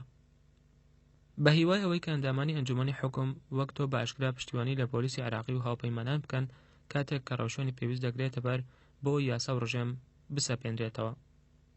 دووبارەی کردەوە من دەمەوێت یارمەتی پێشکەش بکەم. گروپی بەڕێوەبردننی حکوم هاتن بۆ نووسینگەکەم بۆ ئەوی پێداچوونەوە بە هەڵوێستەکەدا بکەین. میکهان ئۆسۆلیڤان وتی من هەست بە هەندێک نیشانەی لاوازی و ئومێد دەکەم لە ناوەندەکانی شیعەدا، لەوانەیە دوجار هەستیان بەوە کردبێت کە دەبێت بەرەو پێش بچن. بە تێڕامانەوە وتم لەوانەیە، بەڵام بڕوانن بۆن و ئەندامەکە لە ئەنجومەنی سەرۆکایەتیدا ئێوە بن و خوا کاتێک دوێنێ داوام لێکردن چاوم پێیان بکەوێت بۆ توێژکردن لەبارەی ئەو ڕەوتەی کە دەیگرنە بەر نیوان ئامادە نەبووبوون. پاچەچی لە ئاب ئۆگەستەوە لە دەرەوەی عێراق و چەلەبیش ماوەی مانگێکی ترە ئەویش لە دەرەوە. تاڵەبانی و بارزانیش چەند هەفتەیەکە نەهاتون بۆ بەخا. چۆن دەتوانین قەناعەت بە کەسێک بکەین تاوا لەم دەستەیە بکەین بە جددی بێنە پێشەوە؟ من بەنیاز بووم بەم زوانە بچمە دەرەوە بۆ ئەوی بەشداری لە کۆنگرەی وڵاتانی کۆمەک بەخشدا بکەم کە نەتەوەی گرتوەکان داوای کردووە لە مەدرید بۆ ئەوی هانی وڵاتانی ئەندامی نەتەوەی گرتوەکان بدات تا بەشداری لەسەر لە نێو بنادانەوەی عێراقدا بکەن. پاشان بێگومان کۆبوونەوەیەکی ڕاوێژکردنی سەخت لە واشنتۆن دەبێت. بە هیوای ئەوەی لەگەڵ خۆمدا چوارچێوەیەکی سیاسی باشتر هەڵبگرم. کۆنگرەی مەدرید ڕەوشێکی پڕ لە هەرای تر بوو کەوا کەمتر کاری لە خۆگرتبوو، چونکە وەزیرانی دەرەوە و دارایی وڵاتان پێشتر پشک و بەشداریکردنەکانیان دیاری دەکەن. وتەکان پێشکەش کرد و لەگەڵ هەندێک هاوڵی ئیسپانی کۆنمدا لەلایەکەوە نانم خوارد بۆ خۆ بە دوورگرتن لەو ڕۆژوێنە ئەمنیەتوندەی کە لە هەموو لاکانی تری میوانخانەکەەوە گیرا بۆ بەر و چاوم بە دوو کەس لە هاوڵە گرنگەکانم کەوت. کۆڵم پاوڵ زیاتر گرنگ بوو بەلامەوە بۆ ماوەی کاتژمێرێک بۆ یەکەوە قسەمان کرد. وتوێژەکە بۆ پرسیاری من دەستی پێکرد لەبارەی ڕەوشی ناردنی بڕێکی زیاتر لە هێزی بیانیەوە بۆ ناو هاوپەیمانان. وتم گومانم هەیە لەوەی بتوانین هێزی تورکی بهێنین ناو عێراقەوە. ئەوەشم پێوت کە گرفتەکە تەنها لە نێیاری کوردەکاندا نییە لە بەرامبەر دژمنە تەقلیدە تورکەکانیاندا، بەڵکو ئەوەیە کە هەڵوێستی سیستانیش هەروەها زۆربەی شیعەکان لە دژیان یەک خستووە. پاوڵە وتی ئەبی زەید بەردەوامە لە فشارخستنە سەریان بۆی بەشداریان پێ بکات. وەڵامم دایەوە بە تاوەتی نا، چونکە قسەی ئەبی زەید لەسەر ئەوە دەوەستێت کە دەتوانێت تەنها لە گۆشەنیگای سەربازی و بەشداریان پێ بکات. بەڵام درێک بەوەش دەکات و منیش دەزانم کە سانشێزیش درێک بەوە دەکات. ئەگەر توانیمان تورکەکان بێنینە ناوەوە ئەوە ئەمە ڕەوشی ئەمنی زیاتر خراپ دەکات. کوردەکان دوور دەکەونەوە و شیعەش دەکەوێتە ژێر فشارێکی گەورەترەوە بۆی بەرگری بکات. پاوڵ لێزە جوڵەنەرەکان تێگەیشت. وتم لەبەرەوە لەبەری ئەوەی خۆمان بخێنە ناو جەنگێکەوە کە ناتوانین بیبینەوە ئەوە من هانی ئەنجومەنی حکوم دەدەم بۆ ئەوەی دەست بە وتوێژکردنی فراوان بکەن لەگەڵ تورکەکاندا لە ناویشاندا ڕێگاکانی بەشداریکردنی تورکەکان لە ئابووری عێراقدا کە ئەمە ئەوەیە ئەوانیش دەیانەوێت. دوای دەست پێکردن بەم وتوێژانەش پێشنیار دەکەم بۆ ئەنجومەنەکە بانگەشەی وڵاتانی تریش بکەن بۆی بەشداری لە ئابووری عێراقدا بکەن، بۆ نمونە وەک پاکستان و بەنگلادیش و مەغریب. کۆڵن لەسەرم پێڕەو بەرنامەی ڕازی بوو، وتی هەرچۆنێک بێت تورکەکان کەمێک کشاونەتەوە. بەڕاشکاوی دەڵێم کۆڵن، من هەست بەڕوو لە زیادبوونی ئاڵۆزی دەکەم لە پنتاگۆن، ئەمەش بەهاندان لەلایەن سوپاوە لەبارەی ئاڵوگۆڕکردن بەو هێزانەی کە دێن. پاوڵ وتی گرفتەکەوەیە کە لەوانەیە سەرۆک قورسایی زیاتری لەسەر بێت بۆ پڕکردنەوە و فەرەهەمکردنی ئەو پاسەوانانەی کارکی پاسەوانیان پێدەست پێدرێت لە ویلایەتە بنەڕەتیەکان لە کاتی هەڵبژاردنەکاندا. وتم من درێک بەوە دەکەم کە دەچینە ساڵی هەڵمەتی هەڵبژاردنەکانەوە، بەڵام ئەرکی من ئەوەیە باشترین ئامۆژگاری پێشکەش بەسەرۆ بکەم سەبارەت بە حەقیقەتی ئەوەی لە عێراقدا دەگوزارێت و هەیە. پێویستە زۆر ئاگامان لەوە بێت کە چاواشەی نەکەین بەو بڕوایی کە عێراقیەکان بە شێوەیەکی کتوپەڕوایان لەهاتووە ئەتوانن ئارامی و ئاسایشی خۆیان بپارێزن و ئەو بەرپرسیارەتی وەربگرن. وتم سەربازەکان فێڵ دەکەن سەبارەت بە ئامادەکردنی پۆلیس، ئەوان دەیانویست کە سوپای نوێی عێراقی لە پاراستنی ئاسایشی ناوخۆدا بەشداری پێ بکەن. 3 هێڵی سوورم هەیە، پێویستە لە دوای خۆمانەوە هێزێکی پۆلیسی کارامۆ ناگەندەڵ بەجێ نهێڵین کە چاودێری مافەکانی مرۆڤ بکات. هەروە پێویستە لەسەرمان لێ ناگەڕین سوپای عێراق دەست لە کاروباری ناوخۆ وەربدات یان هەر میلیشیایەک. هەروە پێویستە لەسەرمان سەروەری بگوازینەوە بۆ حکوومەتێکی هەڵبژێردرا و لەسەر بنچینەی دەستوور. ئەرکێکی قورسە جێری. وەڵامم دایەوە ئێمە ئەگەر نەرمی لەمانەدا بنوێنین مەترسیێکی گەورە دروست دەکەین کە لەوانەیە ڕەوشەکە لە ماوەی 5 بۆ 8 ساڵدا بگۆڕێت بۆ فەوزا یان جەنگی ناوخۆیی یان ستەمکاری یان هەرسێکیان پێکەوە. هەروەها ئەوەشم باس کرد کە مێژووی عێراق پڕیەتی لە هەڵەکان لە هەموو ئەم مەسەلانەدا. پێویستە لەسەرمان چیرۆکی سەرکەوتنێک بنیاد بنین کە دوای 50 ساڵ بەباشی بمێنێتەوە بە هەمان ئەو شێوەی کە لە ئەڵمانیا و ژاپۆن کردمان. سەرۆک هەمیشە دەتوانێت بڕیار بدا پشتیوانی لەم بەرنامەیە نەکات، بەڵام ئەمە ئەو بەرنامەیە کە من دەیبینم. پاوڵ بێ هەڵچوون گوێی کرد، تاکە پەرچەکردارێکی شێوە بوو پێویستە لەسەرت ڕەوشەکەت چۆنە وا بۆ سەرۆکی واز بکەیت. بەڵام پاشان پرسیاری کرد لەبارەی ئەوەی دەمەوێت بیکەم لەگەڵ ئەنجومەنی حکومدا. بەبیری هێنامەوە کە لە سەردانەکەیدا لە مانگی ئەیلول سێپتەمبەردا گەیشتەوە بۆ چوونەی کاوان ئامادەنین بۆ ماوە هەرە گرنگەکە. وەڵامم داوتم بە شێوەیەکی دروست گزارشت لەوە کرد، چەمکی ئاڵوگۆڕکردنی گەورەم خستە ڕوو. ئەو ڕەشبین بوو سەبارەت بەوەی کە ئەنجومەنی حکوم بتوانێت بەو کارە هەستێت. پلانی با لە ئەکبەتدا هەیە؟ وتم ئێمە هەموو جۆرە بیرۆکەکانمان لێک داوەتەوە، لەوانەش دۆزینەوەی ڕێگایەک بۆ ئەوی بایەخی زیاتر بە وەزیرەکان بدەین. هەندێک لە ئەندامانی ئەنجومەنی حکوم تووشی شۆک بوون کە وتم من بیر لەوە دەکەمەوە بە شێوەی هەفتانە لەگەڵ وەزیرەکاندا کۆ ببمەوە، لەوانە ئەوە وایان لێ بکات کە بجوڵێن. لە بەیانی ڕۆژی دووشەممە 27 تشرینی یەکەم ئۆکتۆبەردا من و دۆناڵد ڕامسفێڵدی وەزیری بەرگری و ژەنەرال دیک مایەرز و ژەنەرال ئەبیزێید لە کۆشکی سپی کۆبووینەوە لەگەڵ سەرۆک و کۆندۆلیزا ڕایس و ئەندیکاردا. سەرۆک بە پرسیارێک لەبارەی دوایین پێشاتەکانی ڕەوشی سیاسیەوە دەستی بە قسەکانی کرد. وردەکاریەکم پێشکەش کرد لەبارەی ئەو گیر و گرفتانەوە کە لەگەڵ ئەنجومەنی حکومدا ڕوبەڕوویان دەبینەوە، بەڵام تێبینیم کرد کە کۆنگرەی مەدرید سەرکەوتوو بوو. پێم وت زۆربەی عێراقیەکان پشتیوانی لە تێڕوانینی تۆ دەکەن بۆ عێراقێکی دیموکراسی و بێوەی. ئەبیزەید دانی بەوە دانا کە هێرشەکانی ئەم دوایە بۆ سەر هێزەکانمان شێوازی ئاڵۆزی نوێیان لە خۆگرت بوو لەلایەن تیرۆریستەکانەوە. من و ئەو هاوڕابووین لەسەرەوەی کە پێویستە لەسەرمان ڕێگایەک دۆزینەوە بۆ ئەوەی سونە لە پرۆسی سیاسیدا بەشداری پێ بکەین. بەڵام من تێبینیم کرد گرفتەکە لەوەدا کاوان ڕێکخراوی سیاسی یان لەسەر ئاستێکی فراواندا سەرکردەی دامپێنراوە نییە، چونکە سەدام یان کوشتونی یان خستونێتە ناو حیزبەکەی خۆیەوە و کردوونی بە بەعسی. هەروەها وردەکاری پێکەنانی حکوومەتێکی عێراقیم ڕوون کردەوە. باسمان لە شێوازەکانی بەهێزکردنی هێزەکانی ئاسایشی عێراقی کرد.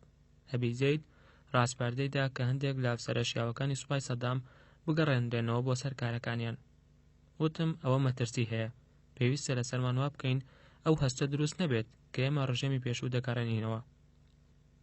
سەرۆک بە پێداگری وتی شتێک هەیە کە ڕوونە، بەردەوامی ئاراستەکەمان لە عێراق، هەروەها نابێت هیچ لاوازیەک بخێنە ڕوو لە بەرامبەر ئەو هێرشانەی ئەم دوایەدا و لە ئێستاشدا سووربوون و پێداگریمان لەدەست نەدەین.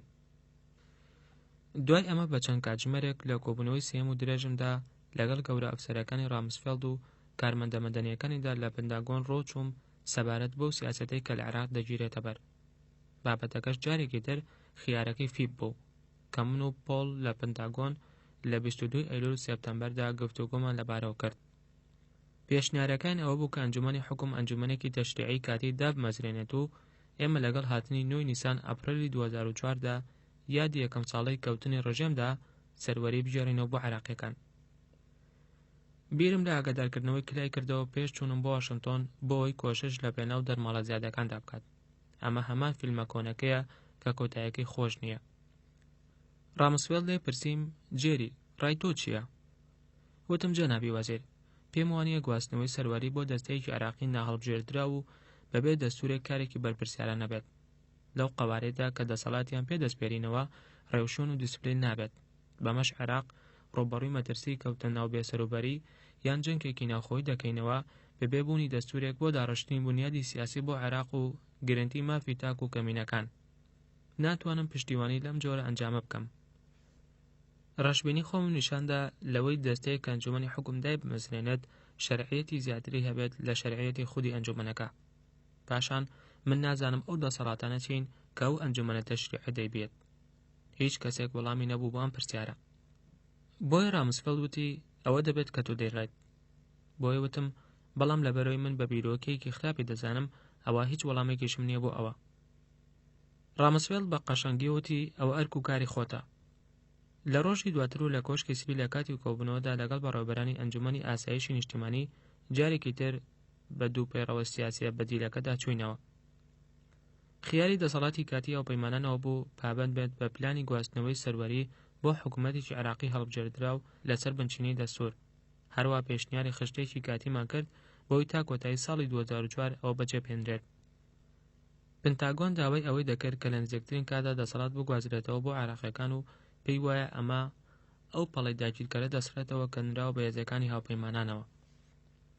وتم نە من و نە ئەبی زەید و هیچ عێراقیەکیش ئیدی یاخی بێت یان نا بەم جۆرە ئاماژانە ناخەڵەتێت، چونکە ژمارەیەکی زۆر هێزمان دەبێت لە وڵاتدا. ئەمەش وا دەکات زۆربەی عێراقیەکان وا سێری بکەن کە سوپا داگیرکەرە بە چاوپۆشین ئەوەی کە بانگەشەی بۆ دەکات. ئەبی زەید ئەو پلانە سەربازیانەی خستە ڕوو بۆ پەلەکردن لە سەربازگرتنی هێزە ئەمنی عێراقیەکاندا. ئەمەش وای لە چینی جێگری سەرۆک کرد پرسیاری ئەوە بکات چۆن دەکرێت ئەم پەلەکردنە ئەو هێرشانە کەم بکەنەوە کە دەکرێنە سەر پیاوەکانمان و عێراقیەکان.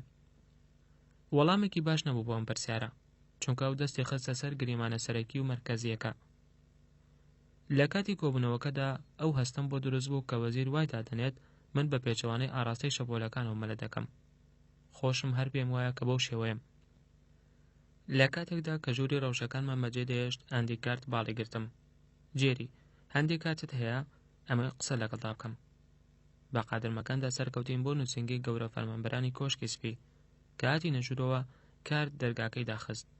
وتی من دەمێت بە هەر ڕێگەیەک بۆ یارمەتیت پێشکەش بکەم، بەڵام پێویستە ڕاشکاو بیت لەگەڵ سەرۆکدا سەبارەت بە ڕاوبۆچوونەکانت.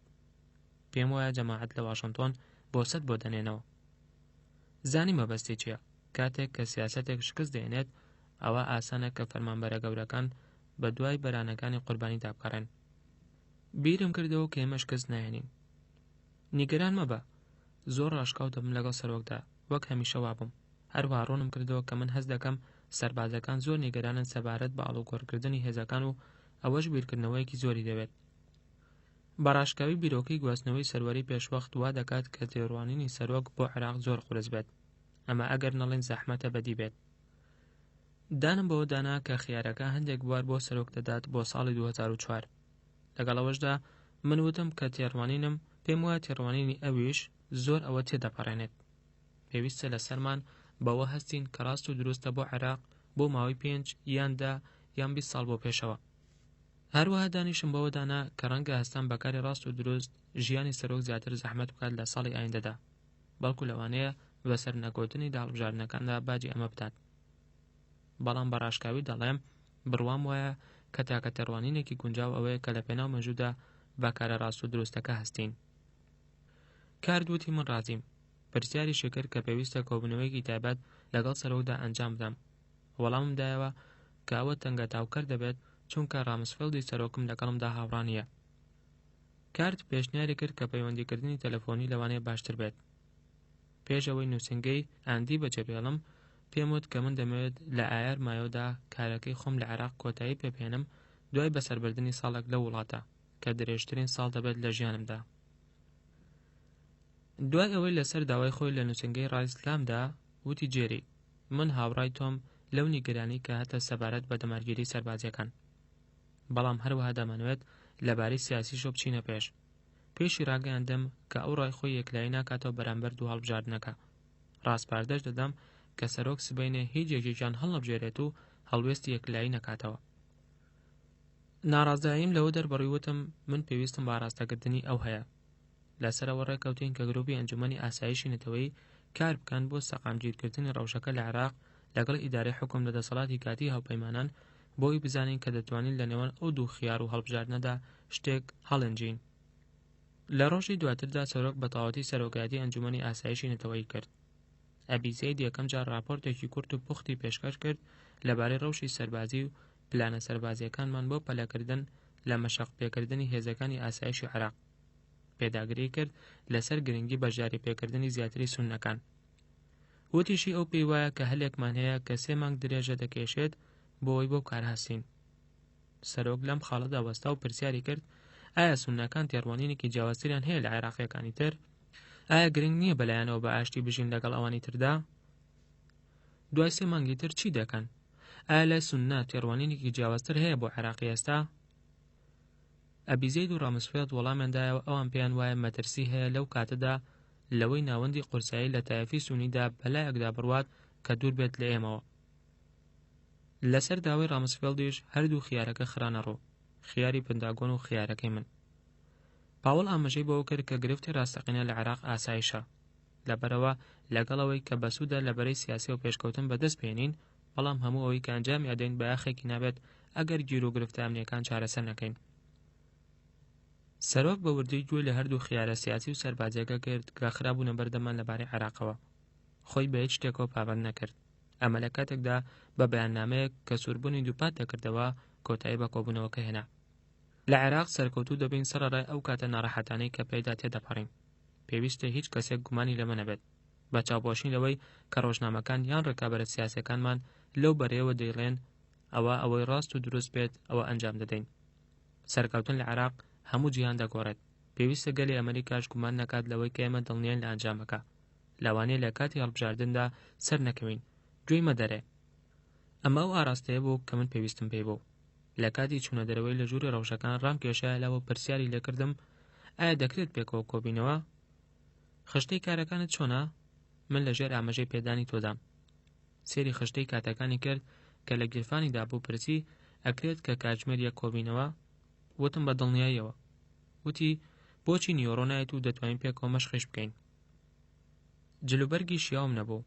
وتی ئەوەی پێویستت بێ پێ دەدەین. نیۆڕۆ وەرە بۆ کۆشک. لە بریوەی زەڵاتە بخۆین وەک لە یارمایەوەدا خواردمان، من و سەرۆک لە جومبازیۆمەکەی تایبەت بە خۆی لە نهۆمی سێم مەشقمان کرد.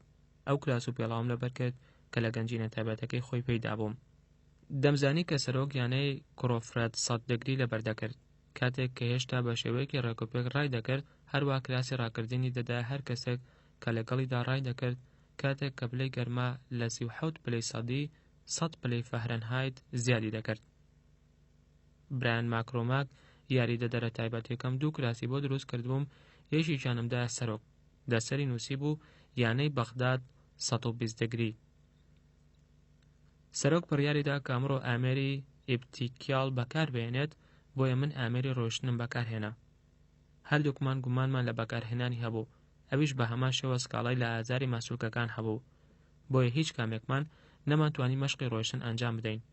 بەهۆی ئەوەشەوە کە هیچ کامێکمان نەمان دەتوانین بەتوندی مەشق بکەین، بۆیە لە کاتی مەشقکردندا قسەمان دەکرد و وتوێژمان لەبارەی هەموو بابەتەکانەوە کرد.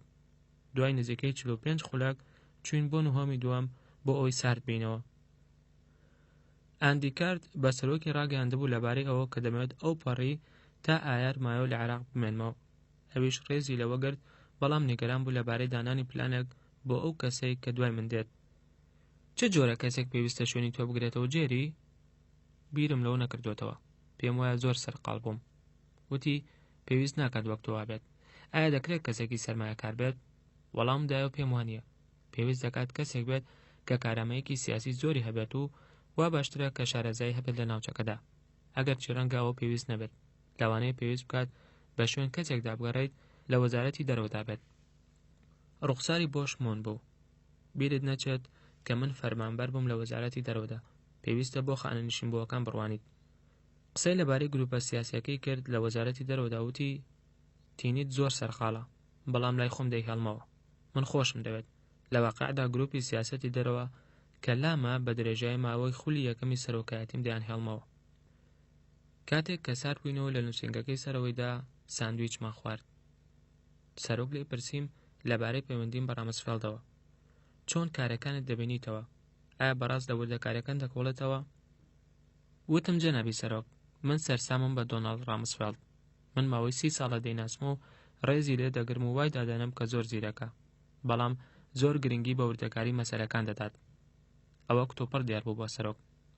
وتم ڕامسفێلد ژێر فەرمانە مەدەنیەکانی دەترسێنێت، لەبەرەوە زۆر بەدەگمەن نەبێت جگە لە خۆی لە کەسێکی ترەوە بڕیارم دەست ناکەوێت. ئەوەش کێشەیەک نییە، بەڵام شتێکی نمونەیی نییە. لەو کاتەدا کە بۆ شبیری لەمە دەکردەوە، هەلی ئەوم قۆستەوە کە جارێکی تر لەبارەی ژمارەکان ئاگاداری بکەمەوە. مەیلێک لە وەزارەتی بەرگری هەیە بۆی پۆلیسێکی عێراقی بەسەر بازێکی ئەمریکی یەکسان بکات و وای دادەنێت کە ئەوەی گرنگە ژمارەی تێکڕایی تاکەکانە، هاوپەیمانان و عێراقیەکان، ئەوانەی کە لە هەر ساتێکدا دەبنە کەسی ئاسایش پارێز. ئەمە مەسەلەیەکە تەواو چاواشەکارانەیە. هەروەها وتم سەرەڕای ئەوەی کە وەزیری بەرگری پێداگری کرد لەسەر ئەوەی دابەزاندنی ژمارەی هێزەکان مەحکوم دەبێت بە بارودۆخەکان، ئەمە تەواو دروست نەبوو. وا دیارە کەمکردنەوەی هێزەکان پەیوەندی هەیە بە نیگەرانیەکانی سوپاوە سەبارەت بە ئاڵوگۆڕکردنی هێزەکان لە وەرزی بەهاردا. وتیشم من تووشی شۆ کاتم باڵسەنگاندەکانی ئەبیزێت لە کۆبنەوەی ئەنجومەنی ئاسایشی نەتەوەیدا بەوەی کە پێویستە لەسەرمان لە ماوەی 3 مانگدا شکست بە یاخیبوون بێنین، کاوەش هاوکاتە لەگەڵ کاتی ئاڵوگۆڕکردنی هێزەکاندا. من ڕاستپاردە دەدەم کاتێکەوە کاتی ئەوە دێت بڕیار لەبارەی ئاڵوگۆڕکردنی هێزەکانەوە بدرێت، پێش ئەوە ئێوە ئەو بڕیارە بدەن بە وردی ڕەوشی ئەمنی فعلی لەسەر ئەرزی واقع بپشکنرێت. هەروەها وتم من هاوڕەم لەگەڵ قسەکەی پاوڵدا کە پێویستە لەسەرمان ڕەوشی ئەمنی باش بکەینەوە و ئەگەرنا لە هیچ بوارێکی تردا سەرکەوتن بەدەست ناهێنین بەڕێوەبردننی حکم و ئاوەدانکردنەوە. ئێمە بە دوای ژمارەیەکی پێویستی کە سەرشەڕانی و تاوانکارەکاندا ناگەڕین بۆ ئەوەی بیان دۆزینەوە و بیان کوژین. ئایا هەواڵگریمان وەک پێویست باشن لە بەجێگەیاندنی کارەکانیاندا؟ نەخێر گەورم. ئێمە کەسانێکی زۆرمان هەیە بە دوای چەکی کۆکوشدا دەگەڕن، بەڵام ئەوەندەی کە پێویست بێت خەڵکانمان نییە تا بە دوای تیرۆریستەکاندا بگەڕێن. من هەوڵ دەدەم بگەڕێمەوە، هەروەها ئەبیزێتیش. وا خەریکە لە کۆتاییشدا ئەم مەسەلەیە دەست بە جێبەجێکردنی دەکرێت. چیترت لایە پێم بڵێیت؟ بەڕاشکاوانە دەڵێم من نیگەرانم لەو هەوڵە گەرم و گوڕانەی کە لەلایەن واشنتۆنەوە لە ئارادایە سەبارەت بە بابەتی سیاسی، واتە من بکەنە بەرانی قوربانی کراو. سەرسام بوو لە قسەکەم. مەبەستت چییە لەمە؟ ئەوە هەڵوێستی وەزارەتی بەرگری دەبێت کاوان ڕاستپاردەیان داوە بە کۆتایی پێهێنانی داگیرکردن بە خێرایی، بەڵام من بەرهەڵستی ئەوەم کرد، بۆیە دوای ئەوە هەموو گرفتەکان دەکەوێتە ئەستۆی منەوە. کاتێک کە لەسەر خوانی نانخواردنەکە هەستاین، سەرۆگوتی سەبارەت بەوە نیگەران مەبە، لێرە دەتپارێزم، هەروە لە عێراقی شکست نایەنین. دوای ئەوەی خۆمان شت و جلەکانمان لەبەر کردەوە، سەرۆگوتی وەرە لەگەڵم بۆ خوارەوە بە خاتوونەکان ببینین. هیچ بیرۆکەیەکم نانەبوو لەبارەی چێوە قسە دەکات، بەڵام لە ژوورە بچووکەکەی ناخواردندا کە پێش مانگێک من و فڕانسی نانمان تێدا خوارد، چاومان بە خاتوولۆرا بۆش کەوت کە لەگەڵ 2 خاتوونی تردا نانیان دەخوارد. سەرۆک منی پێناساندن، ئاماژەی بەوەش کرد کە هەردووکمان بۆین باخی سوورمان بەستووە. دوای هەندێک خۆشدووی لەگەڵ میوانەکانی خاتووبوشدا، سەرۆک سێرێکی کاتژمێرەکەی کرد و وتی پێویستە لەسەرمان بڕۆین. جێری و هەروەها منیش هەر یەکەمان وڵاتێکمان هەیە دەیبێن بەڕێوە.